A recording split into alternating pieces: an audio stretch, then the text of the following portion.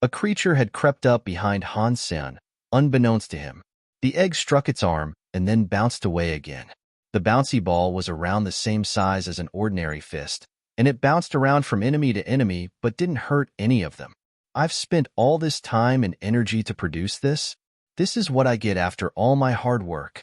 Han Sen was heartbroken, seeing no benefit to the Geno core he had earned. Whatever. I'll continue on my way to that pit. Han Sen put the crystal egg away and got moving.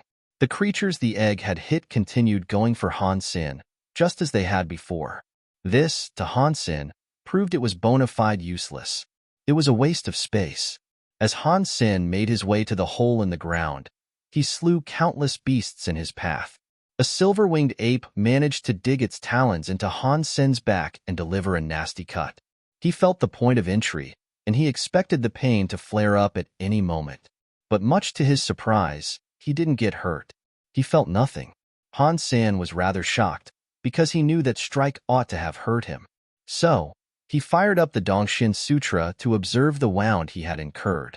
Surprisingly, there was no damage. Not even his armor had been pierced. What happened? I swear I felt something, Han Sen thought in disbelief. The talons of the airborne ape were incredibly sharp, and the jade snail armor should not have been able to defend against the hit. Han Sen had suffered a few minor scrapes and scratches before, and he knew for a fact that the Talon strike had been considerably worse. Han Sen's jade skin was strong, but not that strong. The ape had surely delivered a massive hit to Han Sen's back, but lo and behold, there was no damage. Did he go easy on me? Han Sen wondered. But the creatures that assaulted Han Sen were not real, and they did not possess emotions. They obeyed the will of their master, and he clearly wanted Han Sen to die. They could not dictate their own actions. The boss of Jade Hill wanted Han Sen dead more than anything, that much was clear. You could see it on his face. Why would he command them not to hurt Han Sen? As Han Sen pondered this peculiarity, another ape got in close and threw a strike. Han Sen raised his arms to block the hit. After deflecting the talons, Han Sen observed his arms and saw a number of scratches across his crystallized skin. He knew they had not gone easy on him. What was that? Seriously, it confuses me. Why didn't I get hurt earlier? Han Sen was perplexed. Han Sen turned his attention to the ape that had somehow not damaged Han Sen, but it looked the same as the rest. One ape was able to leave a mark on him, but the other could not. Did the egg hit that ape? Han Sen's mind began to hover around a possible solution to the confusion. Due to his staggering disappointment with the item, Han Sen had not paid attention to how many times the egg had bounced or which targets it had struck. His mind had been a blur at the time. The egg had bounced around quite a bit, too. If a monster was struck by the egg, does that mean the creature becomes friendly? Han Sen's view of the egg changed, but he thought his hypothesis was a little wild. It sounded fairly ridiculous. If that was true, the ape would not have attacked Han Sen in the first place. But even though he hit me, he didn't hit me. Is it an undercover ape, pretending? Maybe he doesn't want to hurt me, but acts like he's trying his best to? After all, if the boss found out, he'd be killed. Han Sen looked at the ape's murderous face and didn't think that was true, either. So, Han Sen continued on his way, battling as he went. He couldn't think of a reason why the hit had not damaged him. The boss of Jade Hill had only drawn 4 of the creatures. His book was a Geno core, but there had to be a limit on how many creatures he could summon at a time. When the boss saw his ape hit Han Sen, he frowned too. Even the spirit himself wasn't sure why the human had not taken any damage. The boss observed Han Sen closer, and then his eyebrows became crooked. He started to frown even more. The boss of Jade Hill flipped open his book and then began to draw again. He drew even slower this time, with an excruciating amount of focus. His forehead was sweating bullets. After a few minutes, he was done, but his face looked to have been drained of all color. He was pale. A silver light beamed out of the book, followed by something else. It was a creature that looked like an evil, angry demon. When the demon emerged from the book, its green eyes stared at Han Sen intently. It raised its trident and came rushing towards him. The demon was incredibly powerful, that much was clear. Its trident was a menacing, frightening weapon to watch bear down on you. Han Sen was still holding the chef, so he could only use one hand to fight. Young. The trident came against the horn, and it sent Han Sen flying back 100 meters before he came to a stop. Han Sen's hands were trembling, and he acknowledged he had tried to block far too much power at once. And just as this happened, while Han Sen was stunned, an ape had closed the gap to strike him. The silver talons were driven deep into Han Sen's back, but pain was not what he felt. It was shock. Han Sen was in a daze. The ape that had just hit him was the one that had confused him earlier. The ape's talons were incredibly strong and swift, and they should have torn Han Sen to shreds upon contact. But when the knife-like nails came upon him, they were like rubber. They did not damage him in the least. The ape had come in so strong, though, its fingers and the hand itself came down on Han Senator where this strike should have utterly destroyed him. It felt as if his enemy was made of putty. There was no pain, and then, the fingers of the ape all bent upwards like broken, twisted twigs. Why is this happening? Are all the creatures that get hit by the egg like this? Han Sen thought to himself. The other three apes were quickly bearing down on Han Sen now. They lifted their talon-fitted hands up to strike Han Sen with greater strength than the previous ape. Han Sen summoned the egg with haste and lobbed it at the enemies that had gathered around to finish the human that had led them on their chase, and given them a great deal of trouble. On its airborne flight, the egg spun. Its traversal lacked finesse and stability, but the speed at which it went more than made up for that. The demon looked furious. With its trident, it tried to impale the egg. The boss of Jade Hill watched what was happening with great curiosity, and just like Han Sen, he wondered what the egg did. Now, seeing Han Sen muster the effort to summon the egg and throw it, as one last-ditch effort to avoid getting destroyed, he was utterly confused. Still, he believed Han Sen had to be up to something. The human wouldn't happily submit to death and throw an egg for a laugh. There had to be something concerning about the item he had lobbed, and so, the spirit had commanded the demon to take it out. The demon was incredibly strong, and its trident came into direct contact with the egg. Han Sen was worried, as it was just a bronze Geno core. He wasn't entirely sure it could withstand the brunt of a strike delivered by a silver Geno core summoned creature. Pang! When the trident struck the egg, the shape of the egg caved in on itself. Fortunately, the trident had been unable to break or pierce through the egg, though. The surprisingly malleable shape of Han Sen's curious Geno core bounced back to its original shape, but it was now moving faster than ever. The egg bounced everywhere at ridiculous speed, and each of the apes was hit by it. And once they had been touched by the renegade egg, the item moved on to tag the rest of the creatures in the wider vicinity as well. And every time it hit a creature, the speed increased. It was like the speed kept on stacking and stacking, so it had become faster and faster. Han Sen kept on dodging attacks, keeping an eye focused on the crazy egg. It wasn't like an ordinary bouncy ball. The egg was oval, so when it bounced away, it was incredibly difficult to keep track of. Even the initial point it'd jump away to was unpredictable.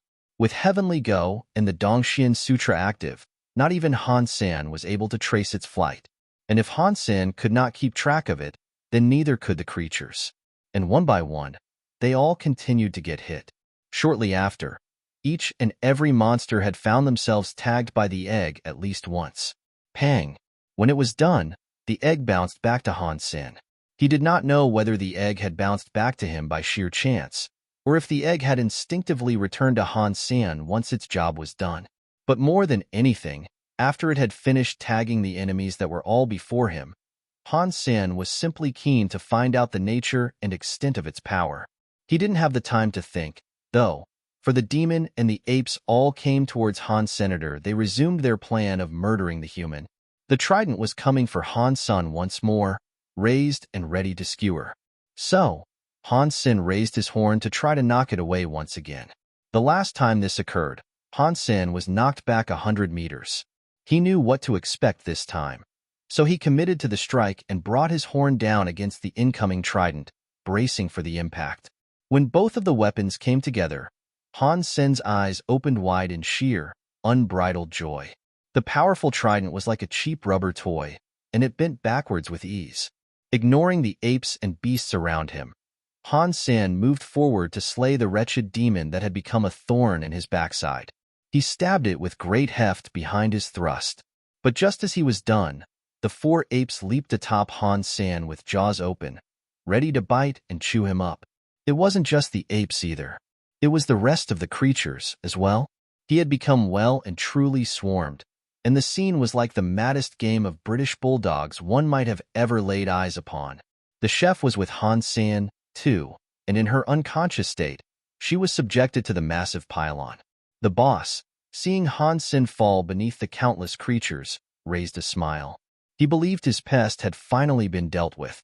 He gave the human the credit he deserved, though. Han Sen had proved troublesome, and the boss was well and truly relieved to think he had been taken care of. But this happiness was short-lived. Despite the number that had piled on top of Han Sen, his life force was the same as ever. What is this? The boss frowned harder than he had ever frowned before. The four apes should have been able to tear him apart several times over by now, but there was not a single smidgen of blood to see. Boom! The boss felt a large gust of power blast its way out of the crowd. The beasts he had spawned were all blown away. Even the four apes were sent flying, and despite them biting Han Sen over and over, the human looked to be perfectly fine. In Han Sen's eyes, the creatures were like the flimsy orbs of a ball pit. When they were touched by the egg, their bodies did not look different. In fact, they looked exactly the same. But it was like the construction of their beings had been radically morphed into something like rubber. It wasn't just the creatures' bodies that were like that, either. Even any weaponry they wielded would suffer the same effect, just like the demon's trident. Han Sen did not exert much strength to push the creatures of the dogpile aside. He shook his body as if he were shaking off excess water, and with the lightness of water drops, the monsters were cast away. The horn Han Sen had plunged into the demon's chest was still inside it. It spun inside the cavity, drilling its way through the flesh and bone as the fiend lashed and flailed around in an attempt to bite the human that had gotten the best of it. At one point, it managed to actually connect its flapping maw to Han Sen's wrist. But when it brought its teeth down on him, the teeth all went out of shape. Then, Han Sen pulled out his horn and drove it through his foe's brain. He killed it with ease, as the skull of the beast offered no resistance. Now, Han Sen was determined to tackle all the rest. Han Sen no longer had to worry about any damage they could deal. As far as they were concerned, and as far as he had to worry when facing them, he was indestructible. Awesome. This is going to be my kind of massacre. Let's see if I can kill 10,000 of you. Han Sen's horn was then driven through the ape that was nearest to him. The boss of Jade Hill could not believe his eyes, and he found it staggering how the human had turned the tables and robbed his minions of all their powers.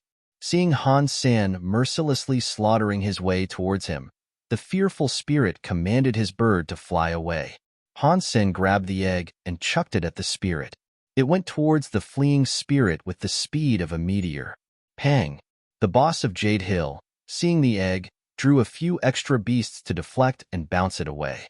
He had taken advantage of the only real con the egg had exhibited so far. It was very bouncy, and it could be knocked away with the greatest of ease. When the egg changed direction, the boss was given enough time to expand the gap between the two and escape. He was long gone, and when the boss fled, the monsters that remained all began to disappear. It seemed as if they could not remain in an area long if their master was absent. After all these years, I've gotten something truly miraculous. This genocore is amazing. Han Sen fingered the egg, reveling in exuberant joy. Han Sen was also starting to believe it was almost sentient, as it could follow his commands. All he had to do was take care when throwing it. Before it left his hand in a throw, he just had to influence it in the direction he wanted it to go. If Han Sen could predict where it would go efficiently, he'd have full control of its path. This would not be too difficult for Han Sen to perform, because he was talented with Yin-Yang Blast and Drillhead. Baseball pitchers could throw a curveball and football players could curl the ball, but Han Sen was far more talented than the average sportsman. With the imbalance of the egg and its instability in travel, it could be used very effectively against others. Of course, that meant it would be harder for Han Sen to control and guide it himself, but with enough practice, he'd be able to do just fine. And with his special abilities, Calculating the course it would take would eventually come naturally to him. For all intents and purposes, the egg was a perfect fit for Han Senator with his talent. He believed he'd be catching everything off guard with majestic throws in no time. And to kickstart his practice, Han Sen started throwing the egg on the ground and bouncing it back into his hands. It wasn't a ball, so the direction it would rebound was unpredictable. It was trickier than he imagined at first, and he failed to catch the egg 90% of the time. If Han Sen had to use drill head, it had become even wilder and more difficult to control and guide. So he thought he might have underestimated how much practice he might need before he became super proficient with it. Bauer was delighted with the funny little egg, though. Whenever Han Sen threw it, even she tried her best to catch it. Han Sen was afraid of her attempt and was given a quick fright when she first leaped towards it. He was scared the egg might turn her to rubber. Fortunately, the one time she did catch it, nothing ill happened. Han Sen might not have been able to control its course of flight, but it seemed as if Han Sen could determine who or what he wanted the egg to affect. Han Sen tested it a few more times, and the radius of its bounce was around 1 meter. And whatever it touched, if he willed it, would become rubbery. If the egg hit the same spot again, the effect was removed. This was a strange Geno core, and Han Sen had never heard of such a thing before. He must have lucked out. Of course, he hadn't heard much about Geno cores, regardless. That was because there were so few demigod humans in existence. Han Sen took the chef to a forest and then threw the egg at her, so she'd become rubbery. She had spoken Han Jinji's name before passing out, and now, Han Sen finally had the time to grill her and find out why. Han Sen healed her a little, just until she regained consciousness. When she awoke, she immediately threw a punch at Han Sen. He grabbed her incoming fist and began to twist and spin it for fun. She looked at her arm as if she was peering at a ghost. She didn't feel pain, but she couldn't understand why her arm was behaving like that. Han Sen held the horn to her throat and said, "Answer my questions and I'll allow you to live." After that, he pushed the serrated edge of the horn to shred a little skin and draw a slight amount of blood. "What is your relation to Han Jinji?" Han Sen asked, then frowned as she remained silent. When the chef heard Han Sen's question, she stared at him but did not speak a word. With the serrated edge of the horn, Han Sen dug a little deeper into her throat. The shredded skin of her neck began to ooze droplets of blood, which rolled down to her shoulders. "Don't try my patience." Han Sen feigned anger and impatience for any resistance she might give. "Then kill me, if that is what you wish." The chef spoke with a chilling tone, without a single hint of her words being a bluff. She was not afraid of dying in the least. Of course, Han Sen still hoped to extract information. He wanted whatever she might have known about Han Jinji. Killing her was the last thing he wished to do. For this very reason, and this reason alone, he decided to soften his tone and try to insert a touch of friendliness into his approach, and so he told her, "I only want to about your relation to Han Jinji. If you answer and tell me what I want to know, you are free to go." But her mouth remained firmly shut, prompting Han Sen to elaborate on the specifics of what he ultimately wished to ask. He said, "I want to know if you're a friend or foe of Han Jinji." "We hate each other. We hate each other very much. You are clearly an ally or thrall of his, so stop talking." The chef spoke with a tone that was laden with spite and disdain, and her eyes drilled holes into the young man in front of her. If the man before the bark door of the underground shelter's entrance was a follower of Han Jinji, what she said now suggested that she might have killed him herself. Seeing the chef speak with a muzzled rage, it looked like Han Jinji must have done something awful to her. "Why do you think I'm with him?" Han Sen asked. "You two share the same race," the chef said. Han Sen smiled and said with a laugh, "Oh, you've misunderstood things a great deal. We are humans, yes, but our race has a grander population than even you lot, if I were to wager. That doesn't mean we're all the same, though. So, what makes you think I'm a friend of Han Jinji?" Han Sen did his best to explain things as simply as he could. The chef looked at Han Sen with confusion, and she stuttered to ask, "Is what you say true?" "I'll be honest with you. I'm not a friend of Han Jinji. In fact, I am his enemy. If you dislike Han Jinji as much as your behavior suggests you do, then you and I have a common goal." Han Sen put his horn away and put on an expression of apology. Then, Han Sen continued to heal her wounds before touching her once more with the egg. You really do have a bone to pick with Han Jinji too? The chef asked. Han Sen brought her over to a nearby tree to resume the healing, and as he touched her wounds, he said, "If I was a friend of his, you'd be dead right now. I risked life and limb to save you. You know that, don't you?" The chef examined her own body, and although the healing was a fairly slow process, she could tell she was improving. She had been hurt badly, and Han Sen's holy light was still very weak. Because of this, it'd take a long time for Han Sen to finish healing her completely. But Han Sen stayed with her and kept on healing her. They spoke about many things, but in their chatting, Han Sen didn't ask anything too concerning or serious. When Han Sen had tried to be hard and firm with her, she did not give him what he wanted. Now, he was going to do his best to be soft and fair. If he behaved that way, perhaps she'd be more willing to open up to him. They spent the next few days together, and over the course of that time, the chef continued to receive swell treatment, in addition to other kindnesses Han Sen was willing to impart. "Why were you trying to kill me, can I ask? I know I took the head of that cow, but was that the sole reason that you came after me?" The tension between the two seemed to have dissipated now, so Han Sen thought it was the best time to ask about this. The chef, by this point, had fully recovered, and she knew she was stronger than Han Sen, too. For him to ask this, it was obvious he had no grudge against her. The chef said, "You and Han Jinji look like one and the same. That is why I wish to kill you." "Did you see many humans in the third god's sanctuary?" "There should have been a few in every shelter," Han Sen said. The chef then said, "Han Jinji was the only human I ever saw." "Then, how did you two become enemies?" Han Sen pushed his luck to ask. The chef did not answer him directly, and she instead said, "Come, I will help you hunt some creatures, so you can improve. Consider it me paying you back. Then, we'll be even." "There's no need to do that, but since we both hate Han Jinji, we should share what we know. We can help each other like that, but if you're busy, feel free to move along," Han Sen said.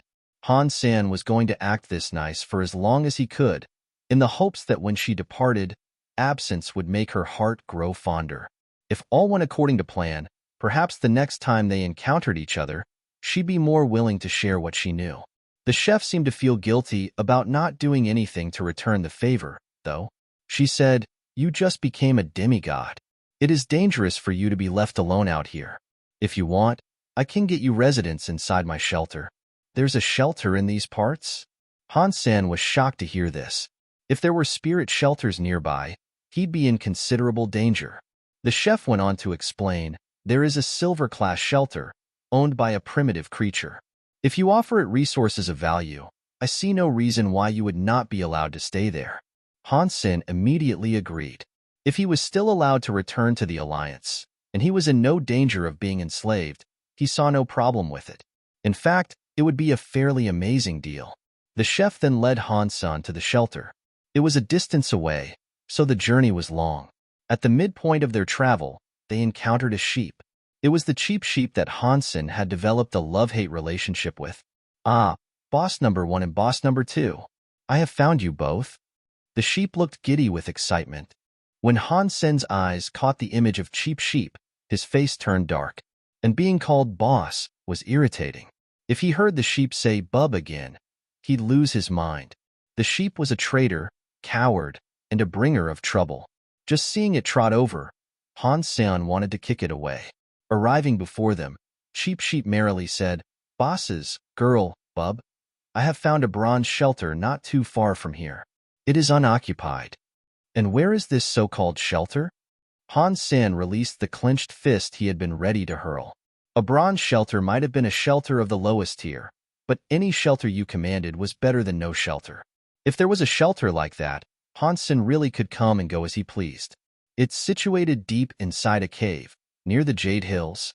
"I can take you there," Cheap Sheep said. Han Sen and Chef looked at each other and nodded. They were both in agreement of where they should head next. Han Sen was still rather worried about a potential curse that might have followed the sheep around, but nothing bad seemed to happen after their encounter that day. Cheap Sheep led them with the happiest spring in his step, and he said, "Bosses, when you claim the shelter, You can give me as many Geno cores as you please. Shut up. I'm not your King boss. Han Sen was getting worked up, being repeatedly referred to as boss. The volatile reaction was unexpected, though, and it made the sheep jump in fright. After that, it kept its mouth shut. Cheap Sheep only opened it to graze occasionally as they traveled. After a while of walking, Cheap Sheep rustled a few bushes and said, "This is it, bub." Han Sen looked inside the cave and frowned. It was long, but the ceiling was low, and he'd have to crawl if he wanted to make his way through. There's a shelter beyond this? Are you pulling my leg? If you are, I'll cut yours off. Han Sen hammered the thread in with space syllables. Boss bub, I'm really loyal. I swear upon my woolly coat, I'm not lying. Cheap Sheep pleaded. After a brief discussion with Chef, Han Sen decided to follow after the sheep. He was going to go forward anyway, with or without them. The ground of the cave was mainly comprised of dirt, but it was solid, nonetheless. After 10 minutes of crawling, the cave opened up into a typical rock tunnel. At that point, they were able to stand up, as well. The trail took them deeper underground, but where they were going and how long they would have to walk, they could not tell. It was fortunate Han Sen and Chef's vision were excellent, for not even the faintest glimmer of sunlight pierced that black veil. Their eyes provided them night vision. How much further to go? Han Sen frov ned. Cheap Sheep answered, We're almost there. We're just over halfway. Han Sen dubiously allowed the sheep to continue leading them, and much to his relief, and to the sheep's continued health, they arrived half an hour later. Boss, it's here. The sheep raised one of its hooves, pointing directly ahead of them. Han Sen looked forward and saw a castle of stone. Han Sen appraised the area they had arrived in. The tunnels and caverns had opened up to reveal them standing in a valley someplace. The cliffsides around them were massive, and the sky was a thick, straight line that sat atop them, as if they were the legs of a table. The castle itself was comprised of gray stone, and certain elements of its design made it appear more like a well-fortified manor or mansion. Chef went ahead first.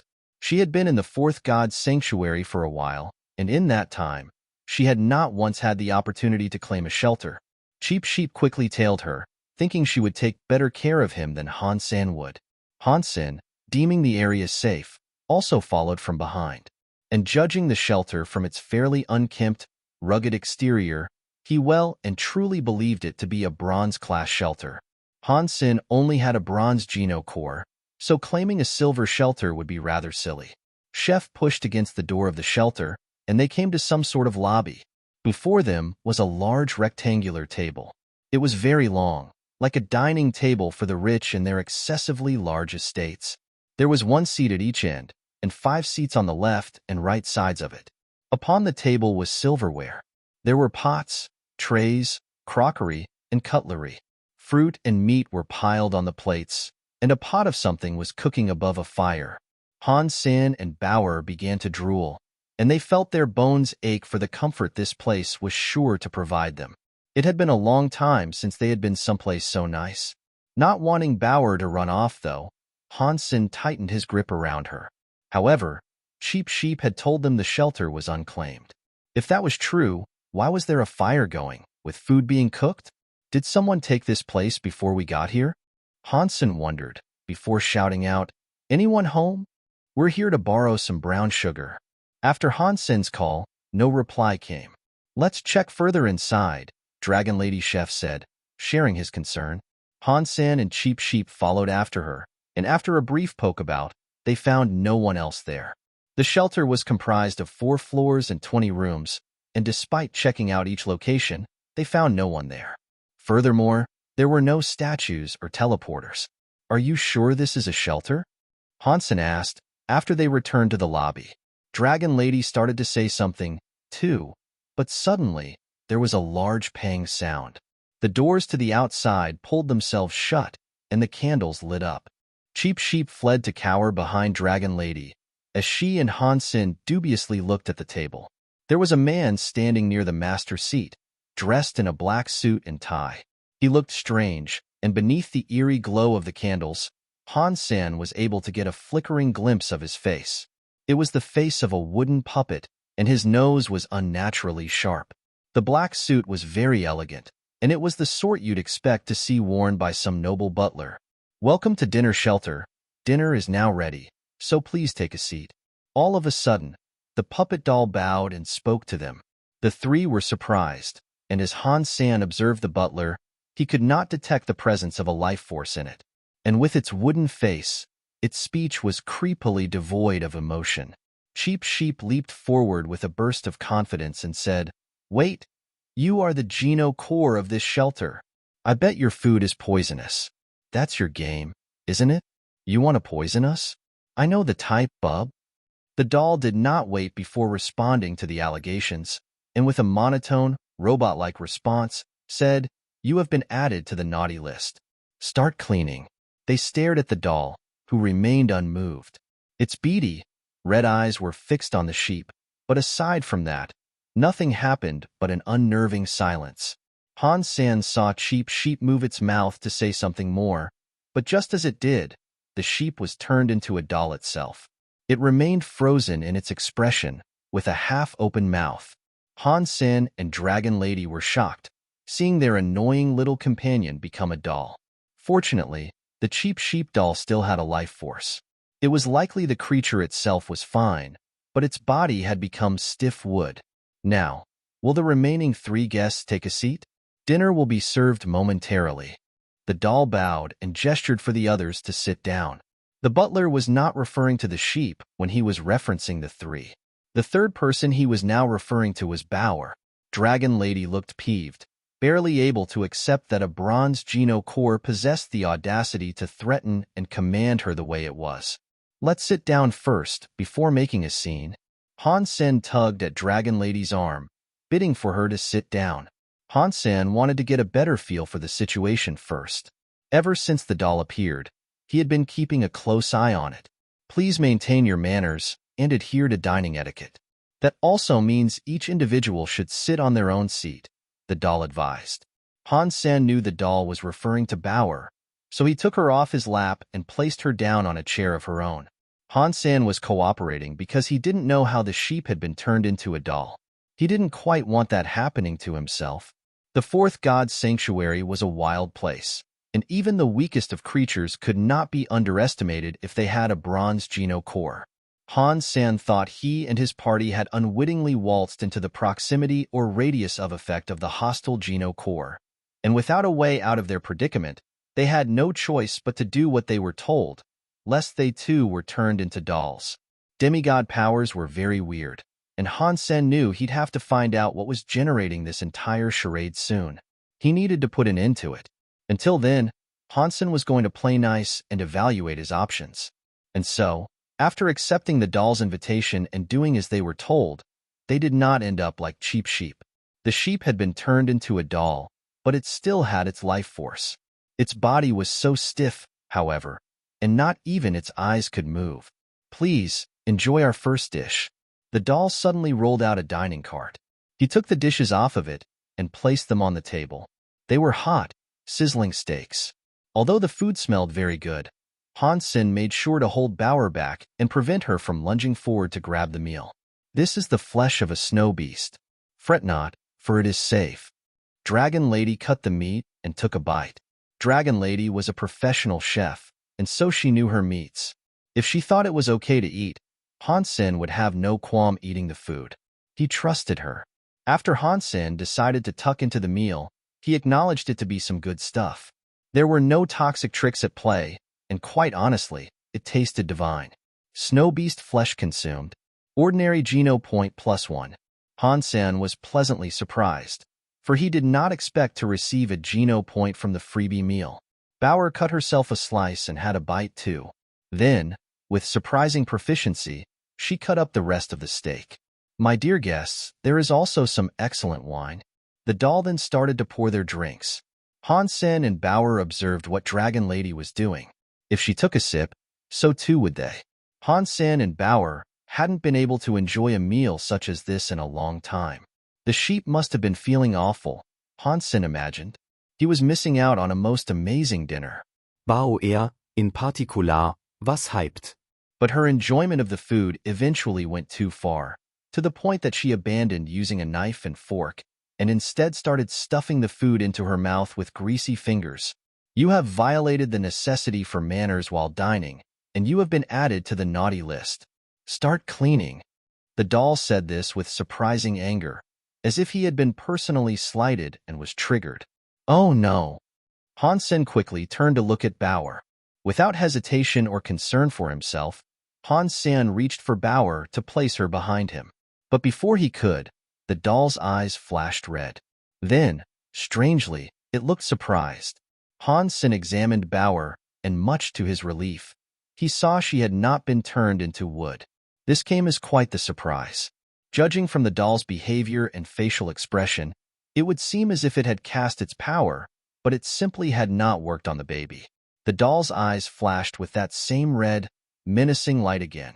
It also spoke, and it said, "You have all been added to the naughty list. Start cleaning." The doll's eyes flashed like a bright, oscillating light.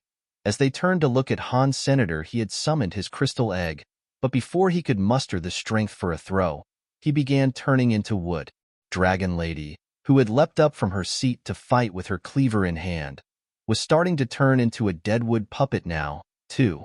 Han Sen found himself unable to move, and the doll and its powers were far stronger than he had expected them to be.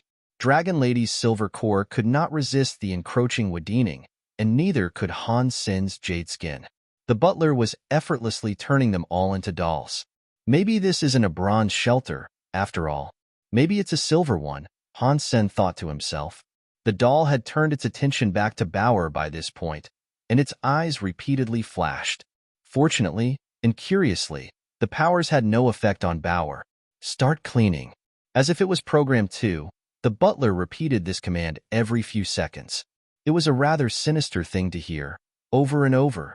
Bauer looked incredibly angry at the butler. She didn't like the way her master or her friends were being treated, and so she pulled out her gourd. The butler despised disobedience, and the fact that he couldn't turn her into wood prompted him to move forward to try to grab her. But before he could, Han Sen's wooden body suddenly started to glow white. This came as another surprise for the butler. The wooded skin began to evaporate, returning Han Sen to normal. You have been added to the naughty list. Start dying. Han Sen shouted, as he glowed with a luminosity that made direct eye contact impossible. A few seconds later, a punch was unleashed towards the butler. The doll was shocked, acknowledging the power that was suddenly headed its way. The fiend flashed its eyes a number of times to repel it, but nothing worked. The bright light wielded by Han Sen laid the smackdown. Boom! The doll's body was immediately destroyed, as a flurry of wood chips peppered the air and rained across the ground. Silver Geno Core destroyed. Butler doll. Silver Geno Core obtained. Butler doll. Amidst the storm of wood bits, one suddenly rose and shot over to Han Senator. Then, it entered his sea of soul. Han Sen exited Super King Spirit Mode, and when he went to check the item he had received, he saw an odd doll sitting in his sea of soul. It was around the same size as a human's hand. Butler doll, wood element Silver Geno Core. When the doll was destroyed, Dragon Lady and Cheap Sheep were freed from their wooden bindings. Their bodies had returned to normal, but their mental composure hadn't. That was because they had both been stunned by what they had just witnessed Han Sen perform. Their eyes had been stuck in place while they were dolls, so they did not see the Super King Spirit Mode clearly. But they had seen a bright white light utterly annihilate the pompous butler. A set of staircases in the lobby suddenly opened, one that led to a hallway that ended at an ominous-looking door. They figured that had to lead to the spirit hall. Boss Bub, you are so powerful and handsome. You must be a god amongst the demigods, and oh, I cannot express how deeply my admiration for you has penetrated my soul. The sheep waxed lyrical. After Han Sen broke the butler, Cheap Sheep well and truly acknowledged who the real deal was in their party. Han Sen ignored what he said and simply took Bauer along with him to the door. Beyond it, as suspected, was the spirit hall and residing statue. Strangely, the statue's forehead was empty. There was no spirit nor creature residing in this place, after all. But the statue was made of silver, indicating it was indeed a silver shelter. And this surprised Han Sen's companions even more, for they now knew he had been able to destroy a silver Geno core with as little as a single punch. Han Sen asked the chef, "Do you want to place your spirit stone there?" She shook her head and said, "This is not what I seek." When spirits put their stone inside a statue, it was nearly impossible for them to become unbound from the place they had put it. They had to live in a shelter of their choosing, lest their stone get destroyed or claimed. As such, a shelter had to be selected carefully, and they had to ensure it met their every demand and satisfied each of their needs. Han Sen summoned Moment Queen and instead made the shelter hers. He could still use the teleporter, but he'd be unable to enable the defense systems of the shelter, control the security, and unlock doors without a spirit occupying it. Moment Queen made sure to look at Han Sen with disdain before she put her stone inside. She obeyed Han Sen, though. For better or for worse, she was stuck with him, and for whatever reason he wanted her around, he was stuck with her. And if they ever did want to move, Han Sen could always take out the spirit stone. If the chef's allegiance was of a similar guarantee, she could have done the same. She was quite surprised to witness Han Sen summon a spirit, though. Although Moment Queen was still very weak, Dragon Lady could tell she was something special. With Moment Queen occupying the shelter, Han Sen was immeasurably happy. It was a well-hidden place that was sure to have no intruders, but better than that, the treasures of the shelter should have remained untouched without a prior occupant. The treasure possessed by the shelter must have included a silver Geno core, so Han Sen eagerly went to take a look and see what he could get his mitts on. Shelters in the fourth god's sanctuary were different than those of the third god's sanctuary. Aside from the Geno core you could obtain from a claimed shelter, an additional Geno core could be retrieved from a treasure chest if the shelter was previously unclaimed. Moment Queen had yet to recover from her injuries, but she was still able to control the shelter. Han Sen, Dragon Lady, and Cheap Sheep visited the vault where the treasure chests were supposed to reside. Upon opening the door and giddily stepping inside, they were presented with 3 treasure chests beside each other. The design of the chests was very different than they had initially expected. They weren't containers. Instead, they were more like pedestals that extended all the way from the ground and into the ceiling. They looked like pillars that way. One of them was silver, indicating it possessed a silver Geno core. The other 2 were bronze, undoubtedly containing bronze Geno cores.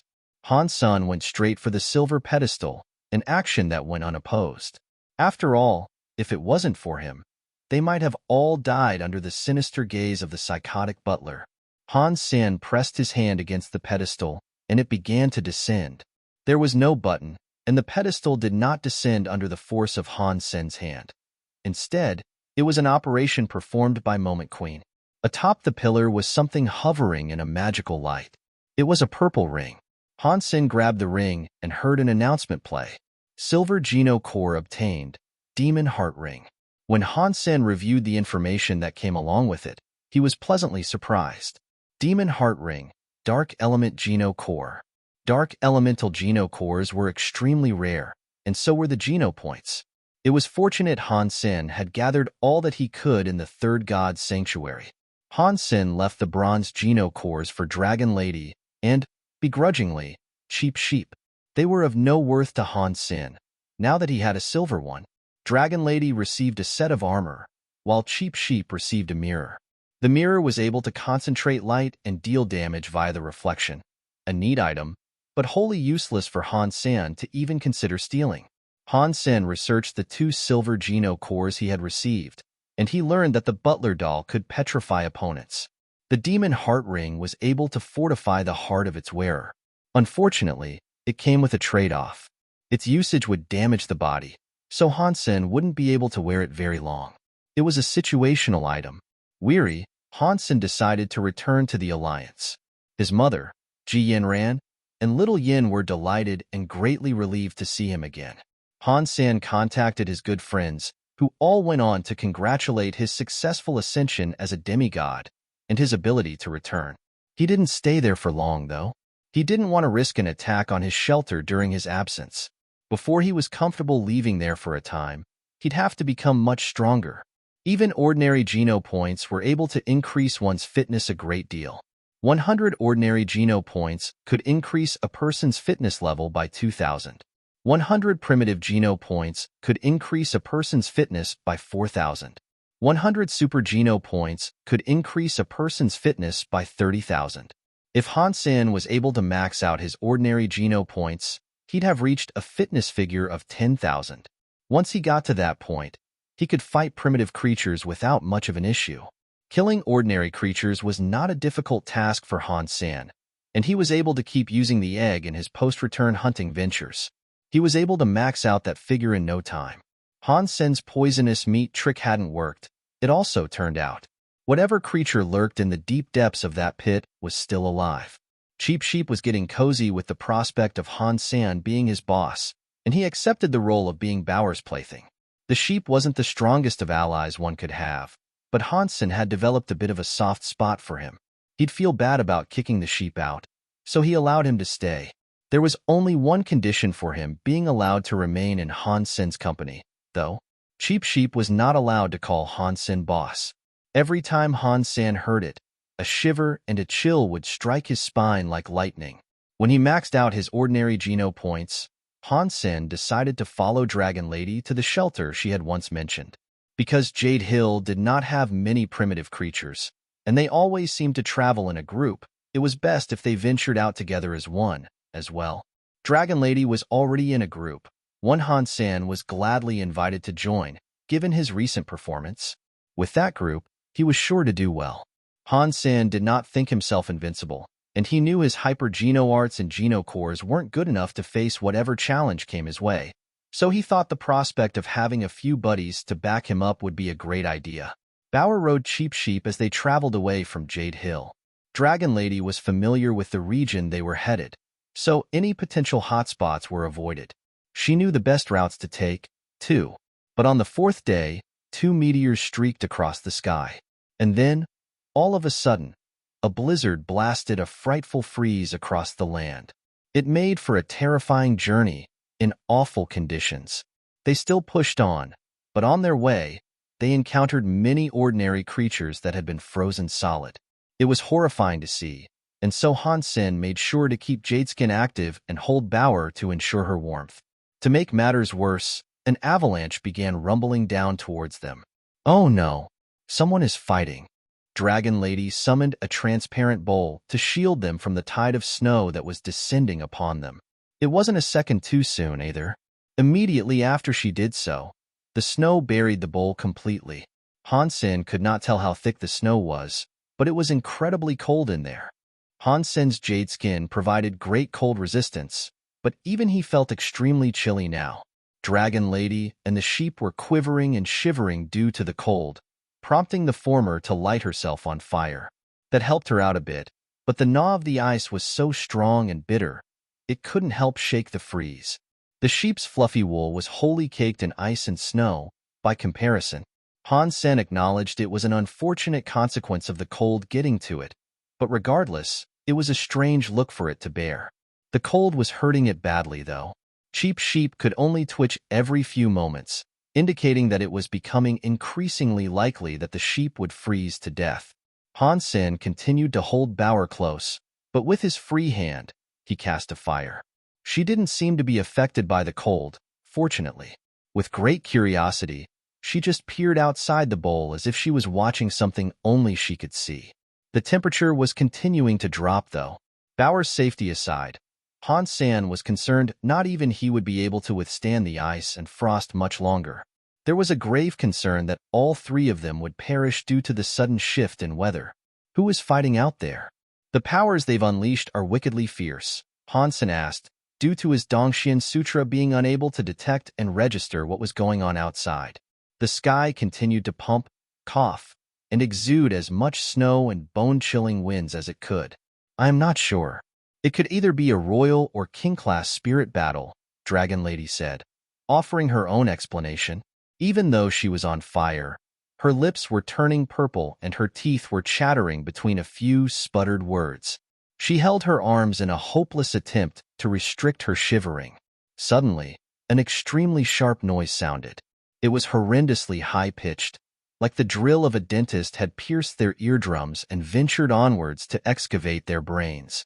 The sound made them all fall to their knees. A minute. Han Sen's face turned grim.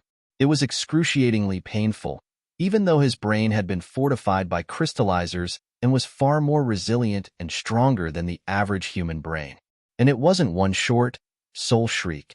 It continued, fading in and out, bringing the party more pain. It was certainly the frightening wail of a creature of some sort. It came from a distance away, that much they could tell, but it was worrying how damaging it was, regardless of that. Dragon Lady cupped her ears and fell to the ground. Bauer did the same with her ears, but it didn't seem as if she was too undisturbed. The way she behaved did not exhibit any pain, and it seemed like that hurting sound was more of an annoyance. And in comparison to the behavior of the other three, the sheep was rolling around on the ground in freezing agony. If the sound came any closer, they believed, their heads would explode like watermelons greeting the strike of a hammer. But with the scream continuing like so, and the temperature still descending, the situation was getting worse by the second. How much longer will the fight go on? If this keeps up, we'll be dead in less than 2 hours. Han Sen thought to himself. Half of the sheep's body was now pure ice, and the only thing keeping it in the land of the living was its weak, faintly pumping heart. Dragon Lady was faring better than Cheap Sheep was, but that wasn't saying much. Getting another look at Bauer, even she now seemed to be suffering. This was something Han Sen had never seen before, and it made his heart ache. With the Dongxian Sutra open, Han Sen fired up all 10 gene locks and attempted to see if he could filter the cold and noise. The seventh sense was able to filter some of the piercing screaming, and so Han Sen battled the noise, hoping to reduce the damage it was dealing to his allies. If the battle wrapped up soon, or they were able to fly far away from where they were, they'd be safe. But unfortunately for them, it turned out that the screech was drawing nearer. Han Sen was having trouble trying to fight this noise, so he minimized and concentrated his Dongxian Sutra to circle the same radius as the bowl. The scream was disturbing their energy flow, too. It made them unable to deal with the cold as efficiently as they might want to. Han Sen used Dongxian aura the best he could. The Dragon Lady looked a smidgen better, but Cheap Sheep was unconscious. That guy really is a cursed charm. I bet the whole reason we're in this mess is because he insists on calling me boss. That's the reason. Han Sen was disheartened by the ordeal they had found themselves in. As the sound continued to ascend, they gripped their heads in vain resistance to the wail that felt as if a bevy of knives were trying to stab each of their brains. Bauer's face had been drained of color, and Dragon Lady finally collapsed to the ground entirely. When I get stronger, I'm going to find whoever has done this and serve them up a cold platter of revenge. Han Sen cast Dongxian aura with all his might now, doing the best he could to save his friends. Suddenly, Han Sen's cells felt as if they had flared to life.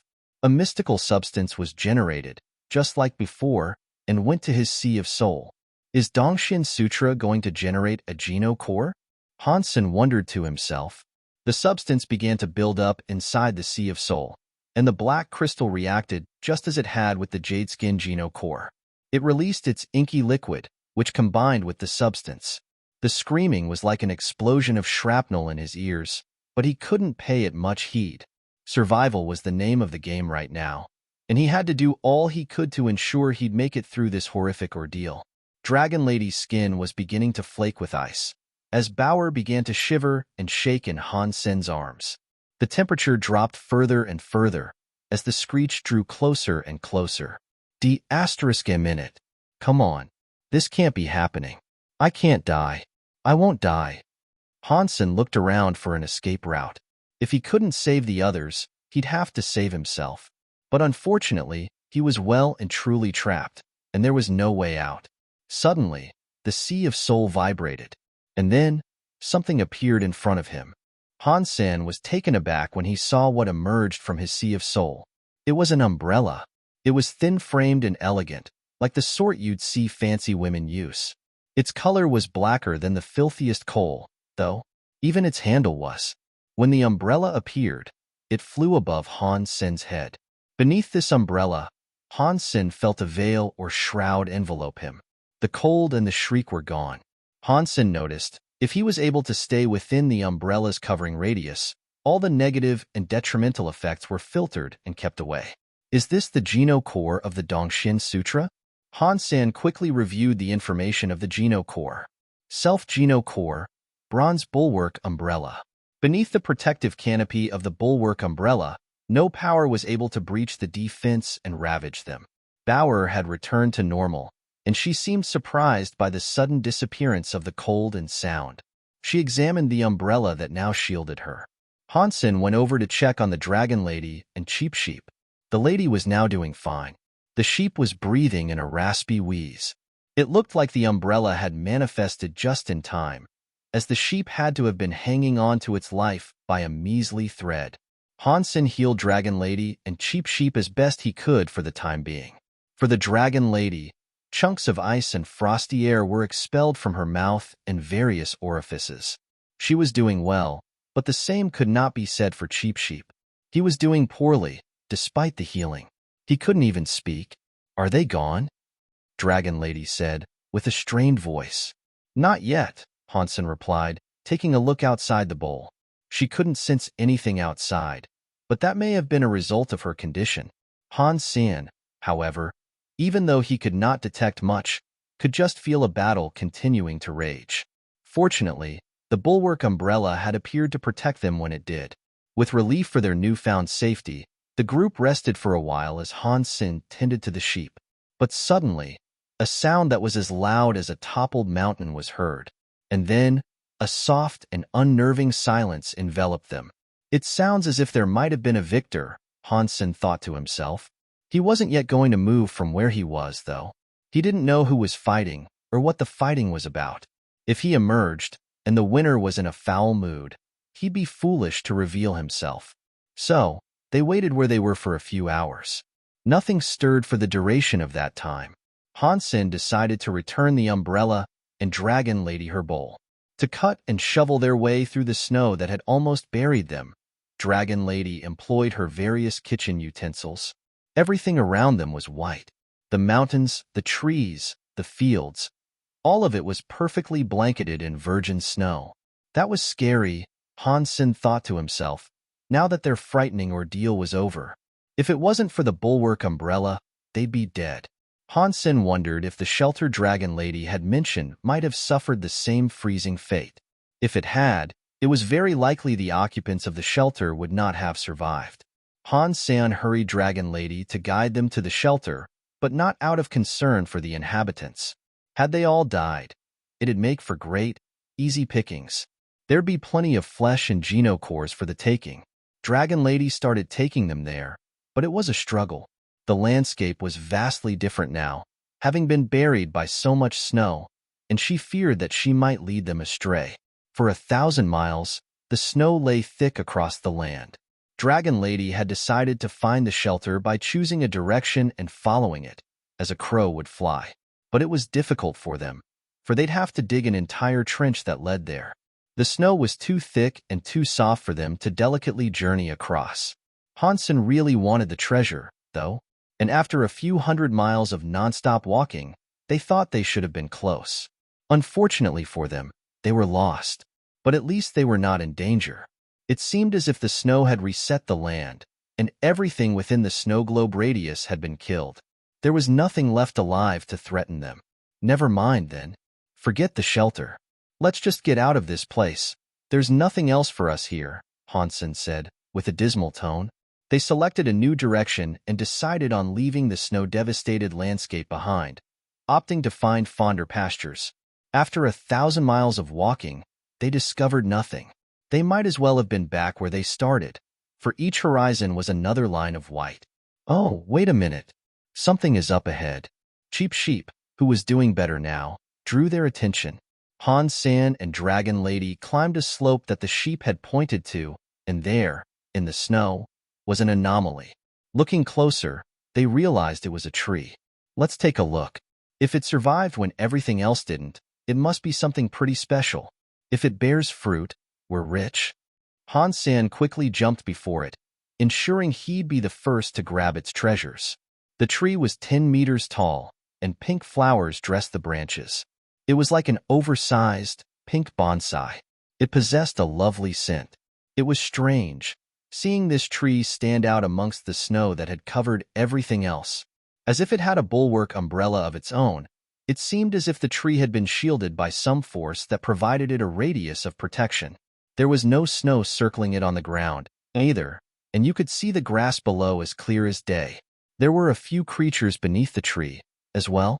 Han Sen imagined they had been hiding there, using the eaves for shelter. Unfortunately, the tree must have only protected them from the cold and snow, but not the noise. The creatures looked as if they were drunk, falling asleep. When the sheep saw the drowsy creatures that were unable to fight back, it ran over to them. Don't!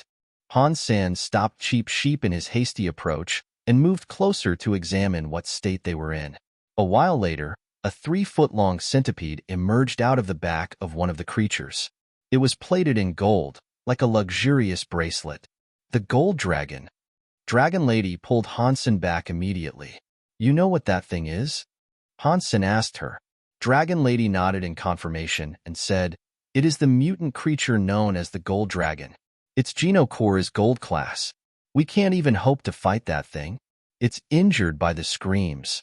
Perhaps we can kill it? Han Sen said, trailing it with hungry eyes. The gold dragon bit into the head of another sleepy creature and began slurping down the brain juice and mush that was inside. The creature squealed in pain, but it was unable to do anything. Having been injured the day before already, it soon gave up the ghost. When the gold dragon let go, the creature's head had a massive cavity in it. It had been completely drained, leaving it like an empty coconut. Sickened and a little frightened, Cheap Sheep leaped behind Han Sen for safety. A creature with a gold genocore that may or may not be injured severely. I know for a fact its plates are extremely hardy, but that doesn't take much to deduce. Dragon Lady frowned, expressing it was a foolish notion to attempt attacking the sickly insect. Do you know what it's made of? Han Sen asked. Dragon Lady replied, saying, its genocore is metal robe. Once it latches onto an opponent, it won't let go until its prey has died. The metal robe tightens the squeeze, so it can't be shaken loose. No one can escape the clutch of the gold dragon. Han Sen listened to her words intently, then turned back to look at the centipede and frowned. Dongxian Aura told Han Sen it was extremely injured, and that it would be best to kill the fiend now. You guys stand back. I'll try. After observing the insect for a little bit longer, Han Sen decided to try his luck and see if he could defeat the creature. This was the best chance he would get to kill a gold core creature anytime soon, he reckoned. So, Han Sen summoned his bulwark umbrella and butler doll. Then, they went towards the centipede dragon. The gold dragon noticed their approach and unleashed its metal robe, grabbing butler doll. Butler doll's eyes flashed red to petrify and turned the centipede to wood, but it was unsuccessful. It was most likely because the butler doll was far too weak compared to the mutant gold dragon. Now, the moment Han Sen witnessed the butler doll get snatched, he exhausted all the power he could in a single strike. He wanted to attack the gold dragon the moment the metal robe couldn't be a threat to himself. It was occupied, and now there was an opening. The robe tied the butler doll up, but it didn't even seem like a brain feeding would be necessary to kill it. The butler doll was shattered into pieces by the squeeze. The metal robe was then quick to switch targets and go for the next aggressor. Turning itself into a gold beam, it shot towards Han Sen. Butler doll had been killed far too quickly, but Han Sen was not yet ready to strike the dragon. Han Sen swung his bulwark umbrella towards the metal robe, and as he did this, Han Sen summoned his crystal egg and lobbed it at the gold dragon. As first, it seemed as if misfortune was going to strike, as the centipede was able to muster the strength necessary for a dodge and perform a clean evasion. Fortunately, luck was on Han Sen's side that day. When the egg missed, it struck another of the creatures near the tree, then it ricocheted off that creature to ping off the back of the gold dragon. Han Sen returned the egg to his Sea of Soul, and then, with his horn in hand, tried to stab the dragon. The metal robe grabbed hold of the umbrella and tried to snap it. Han Sen knew he'd have to hurry, especially after hearing the bulwark umbrella creak as if it were on the verge of snapping. It was an impressive piece of gear, but it was only bronze class. It may have been stronger than the butler, but it wouldn't last long going up against a gold class genocore. Not sure how long the umbrella would last, Han Sen shifted into fifth gear. The gold dragon noticed Han Sen coming for it, and so it leaned forward, wanting to meet its target. Han Sen raised his horn and cast Ghost Slash. When the rubberized dragon had just about reached his face, the horn was plunged directly into the centipede's body. Its shell had become much softer, but not to the extent Han Sen had witnessed before. The creature was still formidable. The horn was unable to plunge entirely through the centipede's body, and after a long drive, found itself being flung back and away. Noticing the horn didn't work, Han Sen then decided it was time to make use of Super Spank. If Super Spank worked, the body of the gold dragon should shatter completely. Han Sen wanted the creature's flesh, but he had no choice now, given the situation he was in. Gold Dragon was injured and debuffed, but it was still no foe to underestimate. It was a violent, squirmy little thing, as well. With great anger, it fiercely went after Han Sen, shining with a gold light. Han Sen felt his hand get cut, but he endured the pain and tried to break a part of its sequential structure through the Dongxian Sutra. Super Spank was able to destroy the weakest part of a foe and initiate a chain reaction, but this enemy was so strong, it was incredibly difficult for Han Sen to do even that. Pang! Han Sen committed to the strike and tried throwing his weight into knocking over the first domino. Dragon Lady and Cheap Sheep were worried. If Han Sen's horn had not been able to penetrate the gold dragon, would there be much of a point in him using his bare fists? Surely, a slap had to be weaker. Confused and concerned, they watched in bewilderment as his palm was driven effortlessly through the gold dragon, as if the frightening creature was merely composed of water. Boom! The moment Han Sen drew his hand back out of the creature's body, it gave out an ear-piercing scream. Then, the entire thing shattered and became dust that glided along the gentle breeze. Dragon Lady and Cheap Sheep were frozen, trying to comprehend how Han Sen had just managed to slap a gold Geno creature to death. Mutant creature Gold Dragon killed. No Beast Soul Gun. Gold Geno Core received. Gold Dragon Lock. Consume its flesh to gain 0 to 10 mutant Geno points randomly. The metal robe, now titled Gold Dragon Lock, softened its grip on the umbrella and entered Han Sen's Sea of Soul. Gold Dragon Lock. Gold Element Gold Geno Core. Although the flesh he'd have been able to eat was destroyed, and he had lost Butler Doll in the battle, Han Sen reckoned it was a worthy exchange. A gold Geno Core was nothing short of spectacular. Boss, you are too good. Cheap Sheep couldn't help but exclaim. As he trotted over to Han Senator, a warm welcome wasn't given, though, as Han Sen kicked his sheepish companion to the ground for referring to him as a boss again. I told you not to call me boss. Although he would never admit it, Han Sen was afraid of Cheap Sheep and the curse that might be following it around. There were 2 more primitive creatures beneath the tree, whereas the rest were ordinary creatures. Their brains had all been sucked dry, but the bodies still had meat that was just begging to be eaten. So, Dragon Lady did just that. She prepared a gorgeous hot pot for the 4 of them, and then they all gathered round to keep warm and eat the creatures merrily. Suddenly, they could hear the sound of crunching snow. Something was approaching, but it wasn't coming very stealthily, and when Han Sen turned to take a look, he saw a creature not too far from them. He could see that it was injured, even from the briefest glimpse. The creature looked like a red horse, but it was small and young, more like a pony. There was a deep cut across its belly, and it was bleeding. Its movement was a pain-inducing stagger, and it was clear that the creature was having trouble doing so little as standing up. When the pony was a mere 10 meters away from the band, it fell over and collapsed face first into the snow. Try as it might, it could not rise again. The red pony looked exhausted. It managed to raise its head, but that was all, and with a whimpering sound and a softly rolling head dressed with an upset expression, it looked at Han Sen and Bauer as if it were pleading for their assistance.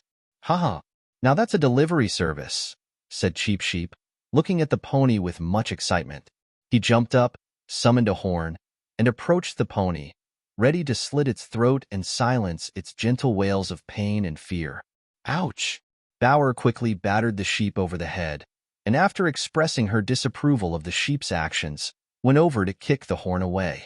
Bauer went to the red pony and stroked its head, saying, Dad, can we save it? Han Sen looked at Bauer and the pony and told her, sure. Ordinarily, Han Sen would not save it.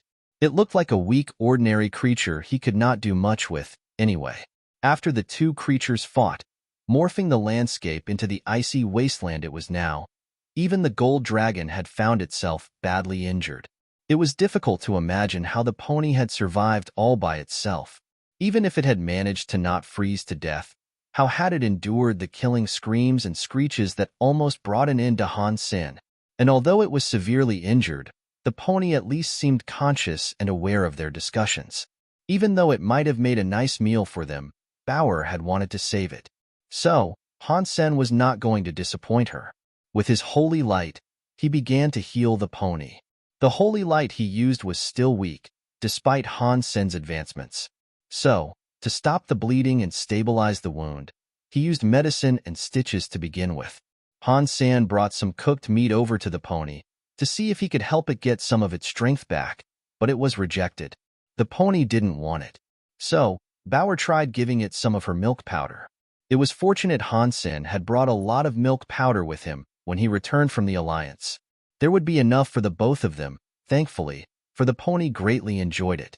After picking up sticks and moving on, Han Sen got Cheap Sheep to transport the pony and bring it along with them. As expected, the fluffy sheep complained a lot. Not that anyone cared. Han Sen spent some time examining the gold dragon lock. When Han Sen simulated its energy flow, he swiftly understood how to make fine use of it. He practiced using it with Dragon Lady, and at a distance of 20 meters, she was not able to evade it once. A distance that was any bigger than that was trickier, though, as it gave Dragon Lady more than enough time to dodge. The lock was very strong, too, and not even Dragon Lady's cleaver was able to break it. Silver Geno cores and primitive creatures would be no match against it, then. This will come in handy when I need to tie people up. In the future, I should be able to depend on it a lot when I go out hunting. Han Sen was thrilled with the Geno core he had managed to procure, and he believed it to be a very handy and worthy addition to his growing arsenal. The party trudged through deep snow for another 10 days, with no sign of the land improving. Over the course of that time, however, the pony's condition improved a lot. By that 10th day, it was able to stand on its own 4 hooves and walk alongside them, turning the traveling quartet into a quintet. Unfortunately, the pony was unable to speak the common language, and thus, Han Sen was not able to interact and talk with it as much as he would have liked. They eventually reached a mountain, one that was unfamiliar to Dragon Lady. After trekking across it, there was another. They descended and ascended that one, and after doing that once more, they eventually came across a shelter perched upon the loft of one last mountain. A little while later, Han Sen's Dongxian Sutra told him they were in an area that was home to humans. There are humans here? Han Sen was delighted to know others of his same kind were around. Who is that? Hopefully it's Old Man Ji, Han Sen thought to himself. He knew the chances of that were slim, but it was a nice thought for him to hope for. Unfortunately, he'd have better luck winning the lottery multiple times before bumping into someone he knew in that sanctuary. Han Sen followed a trail towards the shelter he had spotted. His Dongxian aura senses were tingling, informing him there weren't just humans in the area, but creatures, too.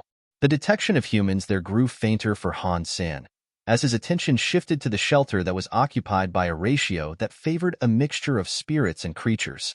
There was something up, not too far from Han Senator as the distance between them closed. Han Sen was able to see it was a green cow, merrily grazing upon the snow-dressed grass. The green cow, seeing the approaching quintet, looked surprised. Cheap Sheep asserted himself as a diplomat and instigator of negotiations. He quickly trotted forward and said, "Boss Cow, what is this place? Who owns this shelter here, bub?" Green Cow heard what he said and replied, "This is Shadow Mountain. The shelter is called Shadow Shelter. The owner is a human by the name of Nan Litian." Green Cow informed Cheap Sheep that the human welcomed all in his shelter and was a very accepting and generous person. Han Sen had not expected a human to own a shelter that was primarily inhabited by creatures and spirits. And as for the title of the shelter being Shadow Shelter, that was remarkably strange. The Alliance knew of only 4 human-owned shelters, and this name was not on that brief list. If a human did indeed rule the place, he could easily return to the Alliance as he pleased. If that was the case, how had Han Sen never heard of him before? From what Green Cow told them, he sounded like the sort whose name would carry some weight and fanfare back home. Does this demigod like to maintain a low profile? Does he like keeping things on the DL? Han Sen kuriosli pondered. Green Cow told them it was a gold shelter, too. Nan Litian's power was comparable to that of a mutant creature or a royal spirit. He allowed creatures and spirits to join his club, and he had built a formidable alliance with those he commanded. He had done very well for himself, and he had achieved something Han Sen frequently had in other sanctuaries. Joining a shelter and being allowed to come and go was common, and often just required a small tribute. For this shelter in particular, those who joined it would have to cough up a primitive geno fruit each month to be allowed to stay. If you paid extra, you were even allowed your own room. Boss, this fella sounds like you. He even belongs to your hairless kind. Do you think we'll find suitable refuge there? Cheap Sheep asked. Han Sen shook his head, knowing humans could frequently pose the worst threats. They were never predictable, and Han Sen knew he couldn't waltz in with the assumption he and Nan Litian would become chums. He hoped they would, but he knew it was probably unlikely. Still, Han Sen could not go even if he wanted to.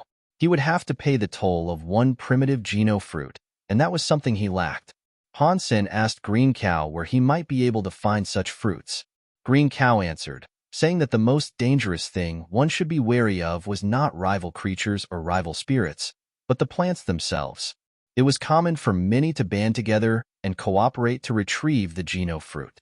Just as Han Sen turned to leave, Green Cow went on to say, I say, Moo Moo, you seem like a talented chap. Would you like to join my team? We are all primitive and are planning to amass a whole bundle of geno fruits. Han Sen and Dragon Lady thought following Green Cow would not be a bad idea. We would gladly join you, but we haven't yet collected a single fruit, Han Sen said. Green Cow told them, that's okay. If you want to join, we'll welcome you with open arms. Seeing Green Cow be so generous, Han Sen swiftly agreed to join her and her fellows. Then, on their behalf, Green Cow paid the fee that would enable them to stay at the shelter. Green Cow, after bringing them to Shadow Shelter, seemed to look forward to introducing Han Sen and his party to her sure-to-be misfit allies. Shadow Shelter was a gold shelter, and it was very much like a city. There was that metropolitan vibe with a hustle and bustle. It was a melting pot of various races and kinds, all working together. It was a charming place to be. The civility came as a surprise, too. There was no aggression to one another, and every being there seemed charitable and caring. Old Cow, did you trick this entire party to follow you back here? As they came in from the gate, a spirit spoke, directing his speech at Green Cow. Han Sen and Dragon Lady looked at Green Cow with squinted eyes, unsure of what the spirit meant. Whatever the meaning was, it didn't sound very positive. Green Cow was quick to respond, saying, Please, don't pay heed to him, Moo Moo. The guard of the shelter laughed and said, You keep tricking poor folk into joining your team, so they can follow you on another futile venture to Hidden Valley. You must have spent the lives of 200 thus far. This is getting silly. How many have actually lived, following your stupid expeditions to that place? The guard then turned to Han Sen and said, I suggest you guys keep your distance from this one. She can talk her way out of a paper bag, and she's as slippery as an eel in an oil slick. Don't let those sweet emerald udders charm you. Green Cow, have you been dishonest with us? Cheap Sheep asked. Slow down a second and let me explain. The guard never paints anyone very flatteringly.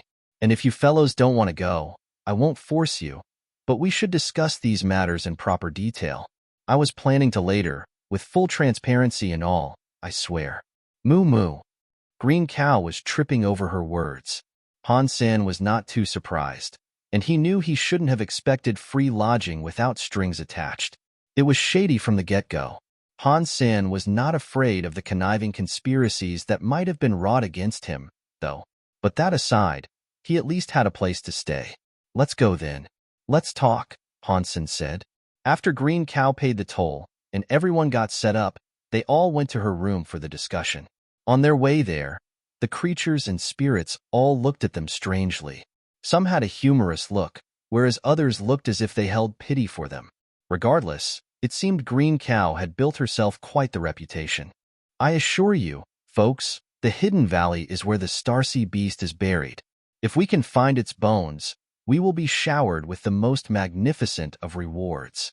Inside the room, Green Cow reclined backwards on two hooves against a wall. With her two raised legs, she alternated between crossing them casually, patting her chest, and playing with her udders. Han Sen had come to the understanding that the hidden valley mentioned by Green Cow was once occupied by a sacred blood creature named Starsea Beast, who had been very territorial. It was dead now and had been for quite some time. Green Cow had heard a story recited by a person who had ventured into Hidden Valley, that there were vast swathes of treasure there. That was the catalyst for her ardent desires to venture there, in the hopes of collecting, at the very least, the bones and genocores. However, the valley had been taken over by a variety of strange plants. They were lethal, and countless creatures and spirits had lost their lives in pursuit of Green Cow's goal. After getting all those people killed, you expect us to go there? Who's to say it won't be just a repeat? Cheap Sheep said. You have to take my word for it. I know how to get the treasure this time, minus bloodshed. You must trust me, Green Cow pleaded. Cheap Sheep was quick to respond with a rebuttal. If you know how to get there safe and sound, why do you need us? Green Cow said, I just do. Gah, okay. Do you really want to know the secret of how to get to the treasure and avoid harm? I'll tell you. The last time we went there, we discovered a cave in the valley. The bones most likely reside there, but unfortunately for us, the cave had a massive stone blocking its entrance. I was unable to push it away. Green Cow continued her explanation, saying, If you two follow me and adhere to my guidance, I can assure your safety. No grievous harm will come to you. If you were unable to push the stone, what makes you think we can help with it? Han Sen asked. I may not have been able to move this hefty boulder out of the way completely, but I was able to make it wiggle. With you lot there, it should definitely be possible to move it out of the way entirely, Green Cow said. Han Sen wouldn't mind collecting the bones there, and he was interested in the plants Green Cow had briefly mentioned, too. The Geno plants did not provide people benefits, but Han Sen imagined he might be able to get the black crystal to feed on them. When the bulwark umbrella finished its formulation, the size of the black crystal had reduced once again. It had shrunk by another 10%, and it would be quite concerning if this continued with each genocore he created. The black crystal was now 20% smaller, and Han Sen thought a little bit of nourishment was all it needed. Han Sen still had the Blood Pulse Sutra to unlock a genocore for, and whatever else he might learn in the future. If he kept allowing it to shrink, the crystal might disappear entirely. The black crystal, through its ability to absorb life forces, might be able to recover its power and size with the plants. Of course, Han Sen wasn't going to believe what she told him entirely. He was dubious regarding the validity of her claims, and to avoid danger befalling Bauer, he decided to return to the Alliance and drop her off, just in case. Han Sen chatted with his mother and Ji Yanran while he was there for a bit, but just before he returned, he received a call. It was Old Man Ji giving him a ring, and when Han Sen answered, he said, Hey, what's up? Old Man Ji didn't frequently seek Han Sen out, and the chats they had together were usually organized through Jiruajan. I was looking for you earlier. We have a demigod association meet coming up, where we exchange information to broaden our pool of knowledge regarding the fourth god's sanctuary. You're eligible to join now. Are you interested in attending the next meeting? Old Man Ji paused for a brief moment, and then went on to say, Of course, this won't be forced upon you. It's not imperative that you come. You don't have to join if you don't want to.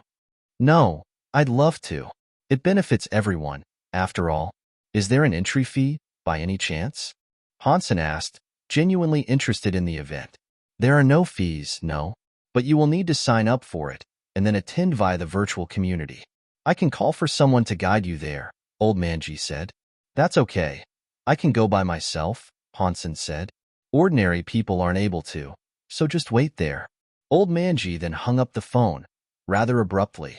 Han Sen did not think anyone would be coming soon, so he went to see Ji Yanran again.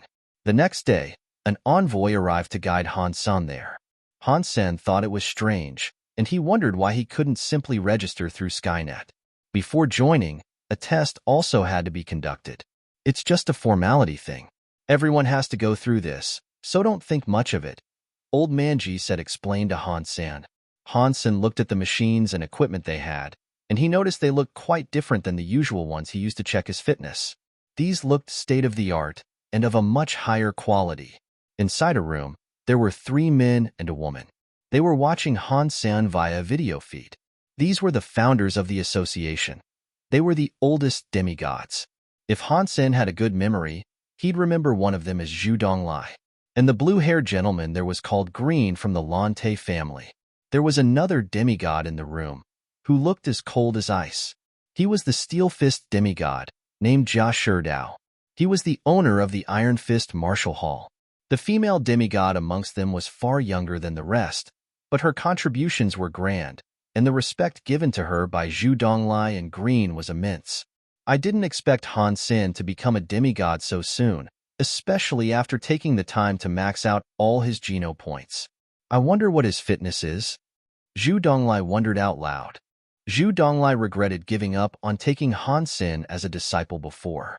He had found someone else to practice the Purple Manor Sutra with, following Han Sen's injury in the Third God's Sanctuary. He hadn't expected that a person whose body was believed to be destroyed, even by the likes of Luo Haiteng, could recover and go on to achieve such greatness. Now that Han Sen had become a demigod so swiftly, Zhu Donglai was feeling profound remorse. He wished he had listened to his gut instinct and not given up on Han Sen so quickly. Because Han Sen had already become a demigod now, there was no real opportunity for him to take the young man as a student. And it wasn't as if the student he currently had was a poor performer. A demigod who has maxed out their super genes won't be much stronger from the get-go. Success in the Fourth God's Sanctuary is, more than anything, reliant on the Geno cores you collect. This will be no different for him. Jia Sherdao spoke to no one in particular, addressing his peers as if he was a teacher. Green smiled and responded, Han Sen must be much stronger than we were. I am interested to see what powers his Geno cores possess. It will be difficult to tell, indeed. And I don't think Han Sen practiced the technique of the Luo family, either, Zhu Donglai said. The woman did not say a word or interest herself in the conversation. With silent eagerness, she watched the video feed intently, awaiting what she could learn. And as she did, the others occasionally glanced her way, seeing if she had any input to provide. She acknowledged this, but it did not prompt anything. Han Sen entered the testing chamber. There was a large pool before him, holding a liquid of an unknown substance. Old Manji had already told him what to expect. It most certainly wasn't water. It wasn't even liquid. It was a swarm of nanomachines, and if he used his talents on them, they could calculate and more accurately gauge the power he possessed. Tests like this were far more accurate than what he was used to, and in a real battle, you usually punch below the fitness level you might be given. By fighting these nanomachines, you could learn about your own strength in much greater detail. When Han Sen entered the pool, he felt strange. It really did feel like water, but it wasn't wet. The nanomachines were all around him, lapping like gentle waves against him, brushing against every pore across his skin. It was a strange sensation. Suddenly, the nanomachines began to tighten around him. He felt as if he was under pressure. Han Sen knew now was the time to begin the test. So, with his power, he began fighting back against the pressure that wanted to squeeze him. Everyone watched Han Sen and the feedback of numbers that were relayed on screen, reflecting the power he possessed. No one wished to speak now, and even Green kept his mouth closed and his eyes fixed to the video. Han Sen was the very first demigod to max out their genes before entering the Fourth God's Sanctuary, so they were incredibly keen to learn if this had benefited him a lot. 5,000. That's very powerful. He really must have maxed out to reach this figure so soon. Zhu Donglai was ecstatic. 5,000 was the bare minimum required for a person to join the Demigod Association. Very few demigods were capable of doing what Han Sen had just displayed. Demigods that had only maxed out their sacred blood Geno points before ascending started at a fitness level that was far below 5,000. They'd have to spend much time hunting to reach this. Doing so required maxing out their ordinary Geno points, at least, and that was no small feat when a person started with such a low fitness. There was every chance the smallest ordinary creature could kill them. Surviving entry to the fourth god's sanctuary and returning to tell the tale, that was attributed more to luck than it was to skill. Old Manji had spawned in a Geno fruit forest. There, he was able to immediately scoff them down and max out his Geno points relatively quickly. Han Sen's first display had shown them a figure of 5,000, but they were keen to see if he could unleash even more power. But what they saw next was so spectacular, the muscles on each of their faces went slack, allowing their jaws to hang agape. The 5,000 did not change, and on the graph that was like an electrocardiogram that tracked the output of power, it flatlined. What? That is scary. How can he perfectly control such power? Green said. Green was amazed at Han Sen's ability to dictate the power output. It was like he had dialed himself to deliver a power of 5,000 and leave it like that, without the slightest wavering. Zhu Donglai said, "This is excellent. This is control beyond what anyone else has accomplished. Might this have something to do with his Geno core?" Jia Sherdao frowned and said, "Young people love to show off as soon as they've received a slight modicum of power. This is nothing more than a fancy trick." He believed Han Sen was showing off, but the truth was, Han Sen was afraid of frightening them all with a true display of his power. It'd be too much of a shock for them if he was to instantly double his output and show them a power of 10,000. Furthermore, he didn't want to expose what he was capable of, and he preferred having targets who underestimated him. He didn't want any potential enemies to know what to expect if they ever fought him. He did this so the others would acknowledge he wasn't weak, but also to hide his true ability. Unfortunately, he didn't know this was upsetting Jia Sherdao. "I'll do the combat test," Jia Sherdao said. The others weren't going to stop him, and so they just nodded. They knew why he did not like Han Sen, and that was because the Iron Fist Martial Hall had always been in competition with the Huangfu Martial Hall. Han Sen had chosen to cooperate with the Huangfu family and not him, which felt like a slight. Ever since, he had nothing nice to say when others spoke of Han Senator. Everyone thought Han Sen made a good choice, though, much to Jia Sherdao's irritation. The missed opportunity of training someone who went on to become a great hero had plagued his mind ever since. The association existed primarily due to the need for detailed analysis and dissection of topics regarding the fourth god's sanctuary. If you didn't have the power to back up information you could provide, in general, it would not even matter if you were a demigod. Talk was cheap, after all. That was why these tests existed, and the threshold for passing and becoming a member of the elite demigod association was proving you had a power of at least 5,000 fitness. The combat test was to provide a new demigod a chance to prove their worth and display the extent of what was possible for them. The older members could come to understand and learn more about the new members so they could teach, guide, and inform them. Anyone who was worthy of joining the demigod association was thought of as stalwart. They held a high level of respect for one another, for reaching that point was not a common feat. They all sought to help each other, and they would teach as they would like themselves to be taught. It was like a collective of millionaires, except they would always dip into each other's pockets, and that was fine. If someone was poor and could not cover the cost of another's dipping, no one would allow him to take from the pockets of others, either. The combat test was an effective way of gauging the latest opponents, and while it didn't offer any immediate, tangible rewards, it paid dividends down the road. Han Sen wasn't here to show off, but he did not want others to think he was weak, either. He didn't want to embarrass Old Man Ji, most of all. He had, after all, personally invited Han Sen there in the firm belief he would be a valued member of the association. Good job. Old Man Ji arrived near Han Sen and patted his shoulders. The way Han Sen showed the demigods his ability by perfectly hitting 5,000 had brought a shock to many of the demigods. Old Man Ji thought Han Sen had handled the first test well, too, and it had left plenty of room for others to guess what his true strength could amount to. "I hope I didn't embarrass you," Han Sen said. "Embarrass me? You made me proud. Come, allow me to introduce you to the OGs amongst us. You're also going to have to battle one of them, and if you perform well enough, you can consider yourself a fully fledged member of the association." Old Man Ji laughed. Han Sen was brought to a large martial hall, and there, Old Man Ji introduced him to his associates. Han Sen had heard of Green, Zhu Donglai, and Jia Sherdao before. The woman amongst them was the only one Han Sen was unfamiliar with. When Old Manji introduced Han Sen to them all, he did not introduce him to the woman. She was almost like a ghost in the room. The woman was very quiet, and Han Sen thought she might have been a silent secretary. But she seemed to brim with untold secrets and an air of mystique. There was definitely something about that woman he couldn't quite put his finger on. Old Man G said there were 4 other founding members, but he thought it was extra strange to see him gloss over the woman and not introduce her to him or him to her. She looked young, but you could immediately tell she was strong.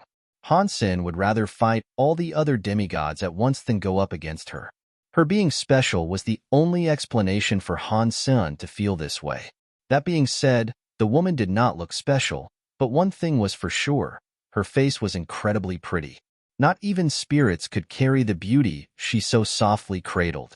The woman wasn't just pretty in appearance either. Her beauty transcended her physical form, painting the air around her with a gorgeous glow. She carried an aura of unfathomable elegance. Han Sen had seen many beautiful women in his lifetime, but this woman was greater than them all. He immediately recognized her to be, in his eyes and perhaps the eyes of all others, the prettiest woman he had ever seen. Han Sen was then hit with a strange sensation, and he recalled someone recounting to him a feeling that was exactly what he himself was now experiencing. After searching the dusty filing cabinets of his mind, he remembered. When Uncle Bug spoke to Han Sen about the self-proclaimed god and the wishes it could grant, he said there was a beautiful woman amongst them that did not make a wish. There were only 2 who had not made a wish, so, provided she was this woman, Han Sen made sure to now pay extra close attention to her. Gah, that's silly, Han Sen admitted after wondering a while longer. He thought he had made quite a stretch to connect them, and any semblance was most likely just a coincidence. Zhu Donglai informed Han Sen that Jia Shidao would be the one competing against him. Right before Han Sen went forward to proceed with the battle, Old Man Ji slinked up beside him to whisper something in Han Sen's ear. He said, "In the 3rd God's sanctuary, when we had to decide on partners, we chose Huang Fu over Iron Fist. I am afraid he will seek to hurt you. You must exercise great caution. If things turn awry, just concede. There can be no harm in that." "I will be careful," Han Sen said, for his reply.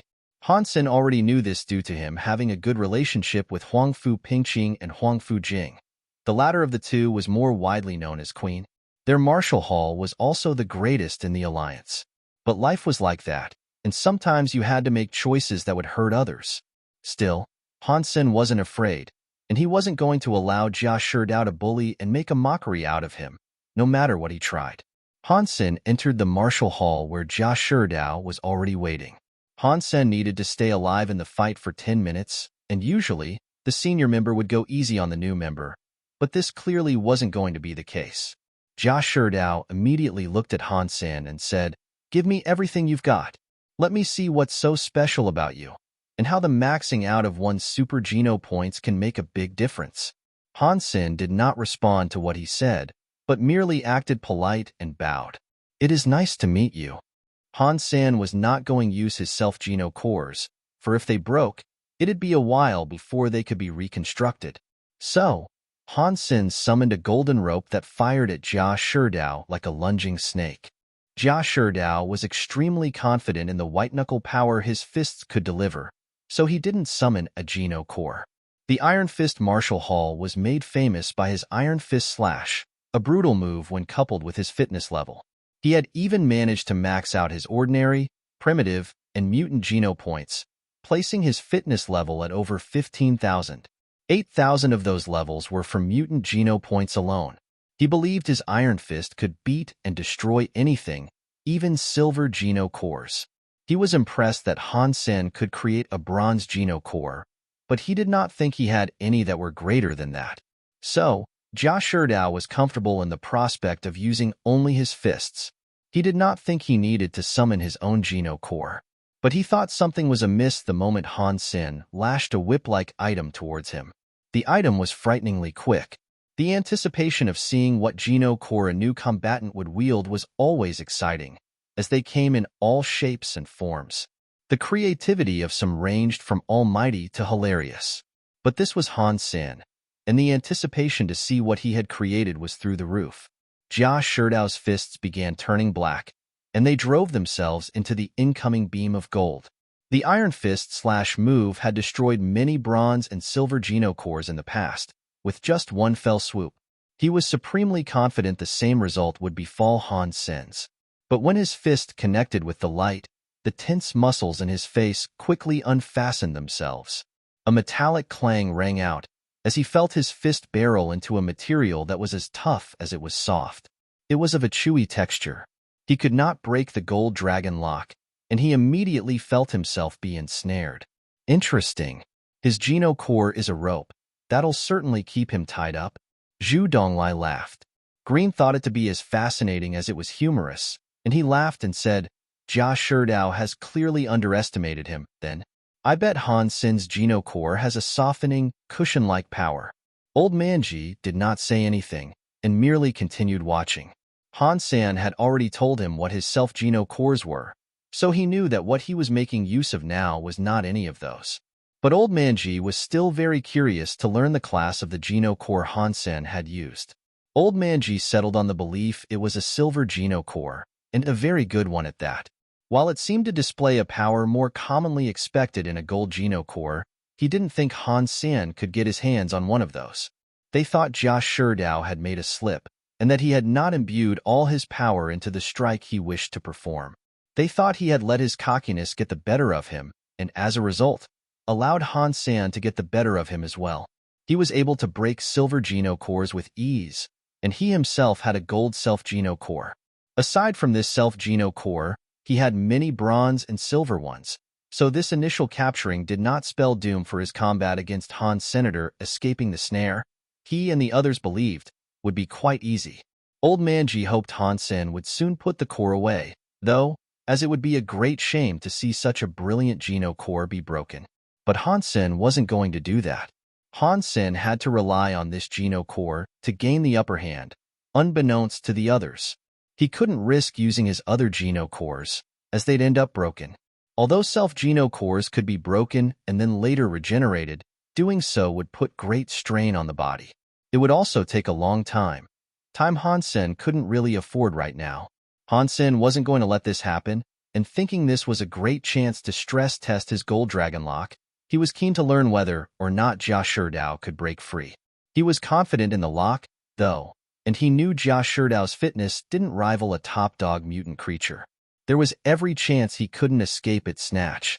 Jia Shidao tried to maintain his cool, but he had to let a frown show. He used all the strength he could, but no matter what he tried, he could not get himself free. Everyone looked on in great surprise. They could see his muscles rise, webbed by stressed-out veins. It looked as if his muscles were going to break through the fabric of his clothing any second now, redefining what it meant to be ripped. But the rope just tightened even more, and it did not show any sign of breaking. And eventually, it began to shred the clothing, exposing the man's bulging body. Things quickly took a concerning turn. The rope did not relent in its tightening, and it eventually began to wear into the skin, drawing blood. Jia Shidao's face changed. His power was like a volcano, but the measly-looking rope had bested him. Jia Shidao tried gunning his muscles a multitude of times in the hopes he could break free, but nothing came loose. He could not earn himself any slack, and blood began to dye the rope and drip to the hall's floor.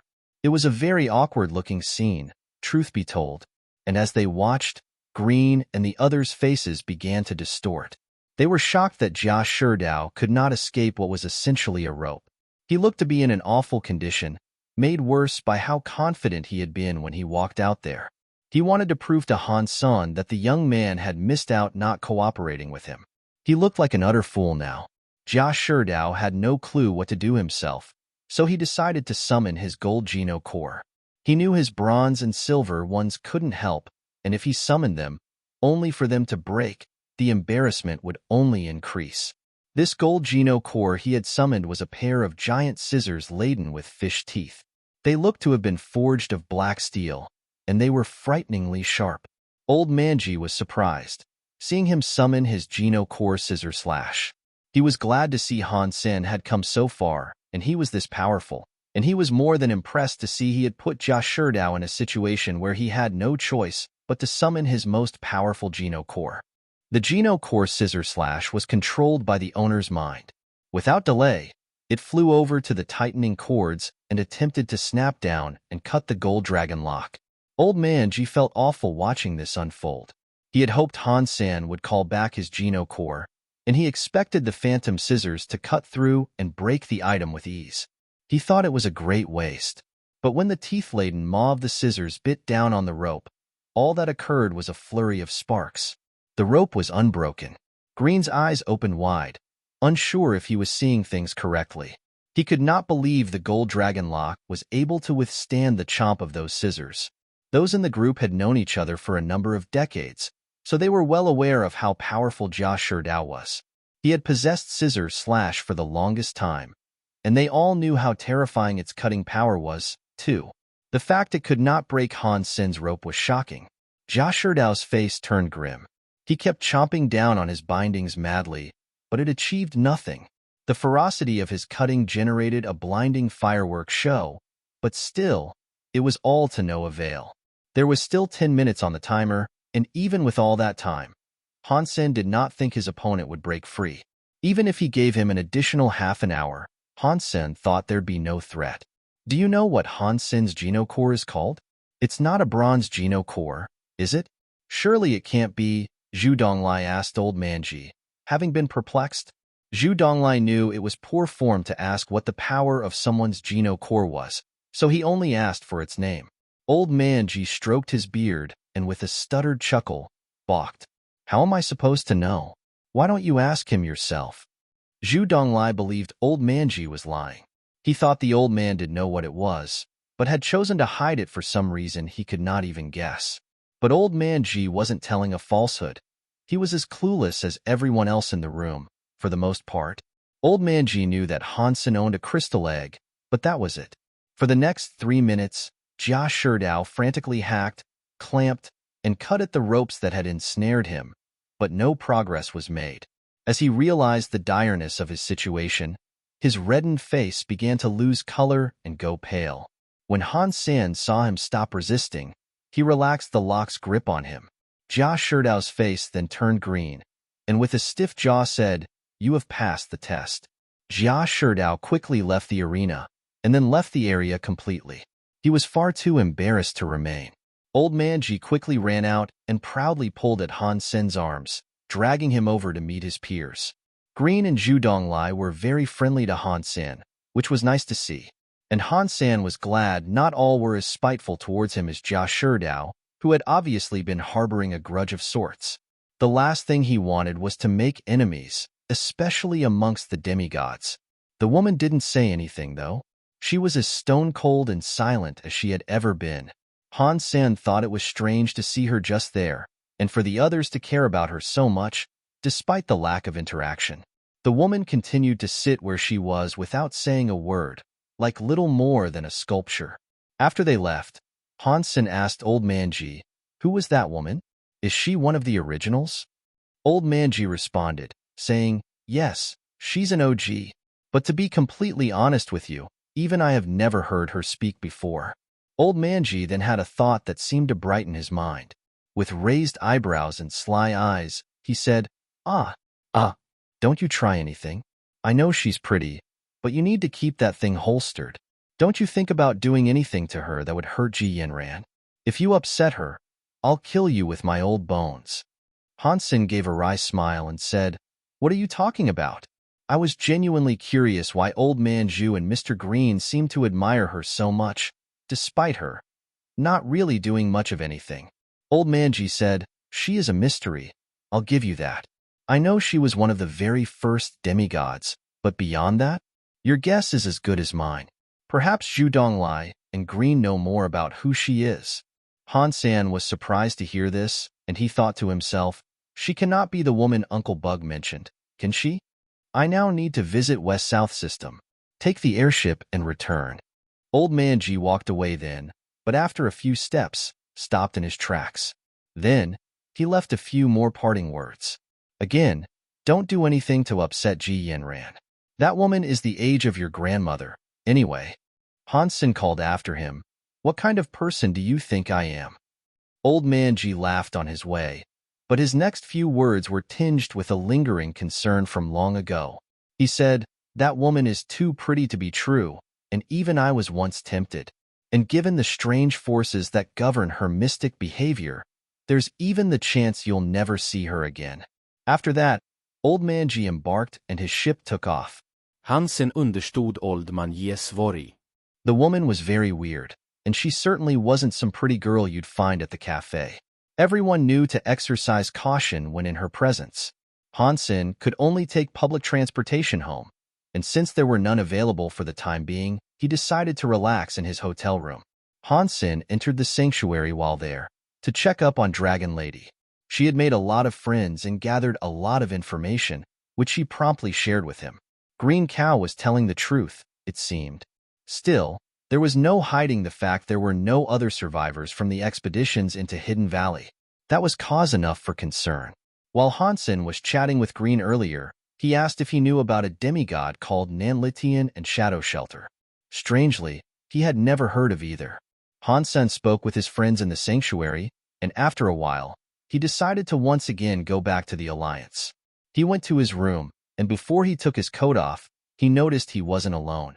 On his sofa was a beautiful woman. When Han Sen saw the person sitting there, he was in shock. It was the woman from the Demigod Association, the mystic woman. It was the woman who did not say a word. "Why are you here?" After Han Sen said this, a thought sprang into his mind. He wondered if she might have simply been a mute, and if so, asking her a question was a little inconsiderate. "I was looking for you."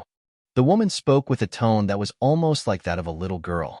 It was a sweet and soothing voice, a little high in pitch but incredibly friendly. "You can talk?" Han Sen asked with surprise. "It's not difficult," the woman responded. "I never heard you speak before, and I thought maybe you were a mute or something. It was a misunderstanding on my part. I apologize," Han Sen said, feeling a little awkward. The woman now looked at Han Sen directly, and she said, "You are different than him. You're different than Han Jinji." Han Sen was shocked. The formalities were over, clearly, and she was diving straight into the deep end. As for the differences she was referring to, he wasn't quite so sure what she was getting at. Perhaps she was merely referring to his appearance, but that wasn't exactly significant, since he was 3 generations down. Han Sen did not know which Han Jinji she was referring to, though. Was it his great-grandfather, or Teacher Han of the Blue Blood Special Forces? "Are you talking about Teacher Han of the Blue Blood Special Forces?" Han Sen asked. The woman replied, "You are different." "Of course we are different," Han Sen said, acknowledging she must have known a great deal about Han Jinji. To him, this was practically a confirmation she was the woman in the 7th team, the one who did not make a wish. The woman's attitude suddenly turned to one of disdain, and she said to him, "I cannot believe you describe your great-grandfather as if he was a stranger. You members of the Han family have always been so obscene." Han Sen frowned and said, "What do you mean? My great-grandfather is Han Jinji, but he has nothing to do with the Blue Blood Special Forces." The woman, again with a frown of disdain, said, "Pa, you can try to trick others, but you can't fool me. You are his heir, and there is something coming that you'll never escape. Think about what might happen if they found out about your relationship to Han Jinji." "Who? What? What are you talking about? Is this a warning? Is there someone out there looking to kill me?" Han Sen asked, bewildered by this strange conversation. "You know what I mean. You know just as much as I do, if not more." The woman briefly paused, and then went on to say, "If you're going to talk to me with this attitude, I think we should call it quits and stop. I didn't come here to talk to you, behaving like this." Han Sen said, "Lady, you're confusing me. I'm being honest when I tell you that I am not related to Teacher Han. My grandfather was a member of staff there, but you seem to be getting offended for no reason at all." The woman looked at Han Sen with a different expression now. "You really don't know?" the woman said. "If there's something you think I should know, then don't hold back," Han Sen said to her. With a strange expression, the woman then said, "It doesn't matter. You are already a demigod, and they are sure to find out sooner rather than later."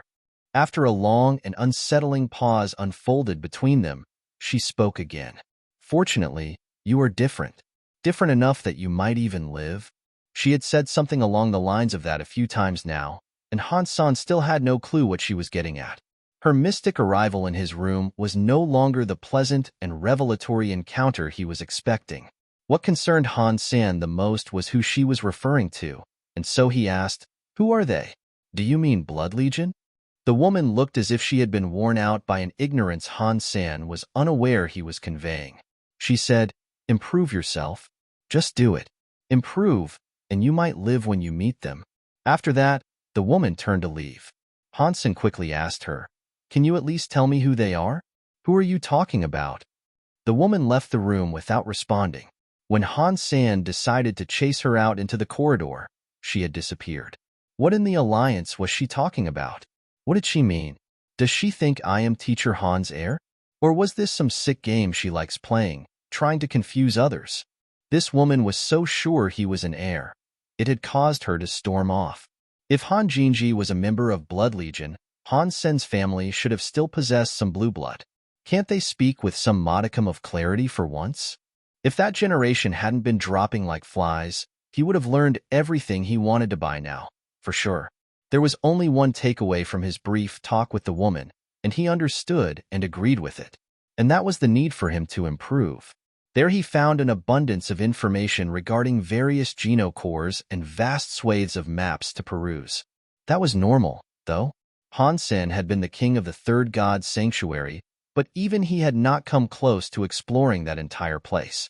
Back in the sanctuary, Han Sen learned Dragon Lady and Cheap Sheep had gone off hunting. Han Sen was curious to see who Nan Litian really was. Thus far, the man had been a complete enigma. After walking outside the gate, Han Sen looked ahead to see a human riding atop a black unicorn. Han Sen could clearly see it was a human, and if he had to venture a guess, he would say he was around 30 years old. Of course, looks could be deceptive. The unicorn trotted up the way at a slow, almost meandering pace. It gave Han Sen a chance to observe the man and his steed, but also vice versa. When the man caught sight of Han Sen, he brought his unicorn to a complete standstill. There, they both locked gazes. Han Sen could at least tell this man was totally new to him, which came as a relief. He wasn't someone from long ago he'd have trouble remembering, something which was an all-too-common occurrence. The man's eyes were stern, though, and their lock on Han Sen would be defined as fiery, if they weren't also so sullen. It looked as if he viewed Han Sen as a thief, slinking out of his home, and he wished to do him harm. Han Sen picked up Bauer and casually readied himself to leave, as if the tension manifested was just a figment of the man's imagination. There was trouble brewing, and even though Han Sen could not tell why, he knew it was best if he made himself scarce. This was clearly Nan Litian's territory, and if Han Sen remained and made himself an enemy to the human, he'd be greatly outnumbered. The space in Han Sen's paces began to widen, until he found himself sprinting away as fast as he could. Before he realized it, he had run a mile. The red pony was following after him, too. It looked to be struggling to keep up with Han Sen, and if one did not look closely, it almost looked as if the pony was chasing him. But it managed to stay with him, at least. Nan Litian did not say a word, but he obviously seemed to have a bone to pick with Han Senator. He turned his steed around and took off after Han Sen. The unicorn had to be a mutant creature, and its speed was greater than Han Sen's, so it had little trouble catching up. And noticing this, Han Sen knew he was in trouble. He knew fleeing wasn't going to be the solution to this sudden standoff. Unfortunately, he could not think of anything else to do. If Nan Litian had taken over a gold shelter, then he must have had a gold Geno core, too. This was different than what he had experienced with Jia Sherdao, and Han Sen could immediately tell that this opponent was far stronger. He had taken over a shelter, after all. Han Sen figured he could use his gold dragon lock to trap and halt Jia Sherdao's approach. He seemed to come for Han Sen blindly, so there should have been no trouble there. But he wouldn't change his course or do anything else until he knew he absolutely had to. The unicorn was fast approaching, and it was almost on Han Sen's heels. The infuriated rider atop it clutched a spear in his hands, primed to skewer Han Sen. It didn't take long for Nan Litian to let it fly, and as it brushed Han Sen's clothing, he dove out of the way like a bat. Its speed was nothing short of frightening, though, and even with his jade skin activated, the spear managed to graze him in his evasion. And even that was enough to draw blood. Han Sen realized the gulf in fitness between the two was far too great. This called for diplomacy. "Why are you attacking me? What did I do?" Han Sen cried aloud. Han Sen wished to receive a response and at least delay a potential follow-up attack that might have been primed to finish him off. "You know why. Why else do you run?" Nan Litian said, as he reached for another spear and swung it around like a loon. Han Sen summoned his gold dragon lock and then said, "I wasn't running away from you. I'm just going for my daily sprint." I'm intense. The rope weaved itself around the spear, then continued forward to ensnare the rider. Nan Litian was quick to react, though. He let go of his spear and dodged before he found himself tied up. The gold dragon lock had been unable to trap him, but it had managed to pin down his spear and horse. The unicorn fell on its shadow and rolled across the ground for a dozen meters. Nan Litian was visibly surprised by what Han Sen had managed to do. But that only fanned the flames of his hatred for Han Senator. The glint of murder that was previously residing in his eyes had now turned to one of full-on genocide. He summoned the spear back, and it reappeared in his hands.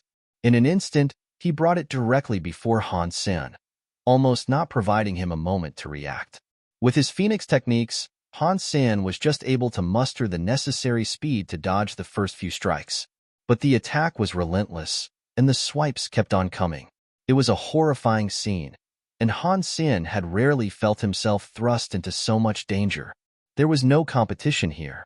Han Sen's latest nemesis was by far his superior, and try as he might to dodge, Han Sen couldn't help but gather a collection of lesions and wounds from the hounding madman on his heels. And no matter what Han Sen pleaded, nothing would slow Nan Litian down. He had no clue why the man was lashing out at him like this, but things were taking a very disturbing turn. Disheartened by what was going on, Han Sen felt his hope begin to sap. He silently cursed Cheap Sheep, too. Ever since he had met the wretched cotton ball, he believed he had suffered nothing but bad luck. Seeing the attacker not relent, Han Sen only had one choice left. So, he brought out both of his horns and tried to block the man's attack. Boom! The horns immediately broke, and then Han Sen was sent flying a few hundred meters. But this was what he had hoped for. The speed at which he barreled away was what he wanted, and with this speed, he could leap an even greater distance away. Nan Litian did not expect Han Sen to do this, and he was mildly impressed. He wasn't going to let that stop him, though. He looked at his still-trapped unicorn, and then turned back to look at Han Senator's spear in hand. He continued his pursuit. And the speed at which Nan Litian came was frightening. He was too fast, and nothing Han Sen did allowed him to outrun the spear-wielding maniac. Dodging the next attack successfully, Han Sen quickly switched on his Dongxian aura. He hoped he could find a way in which he might leave the danger of that place for good. Wait a minute. I'm on the path that leads to Hidden Valley, Han Sen suddenly realized.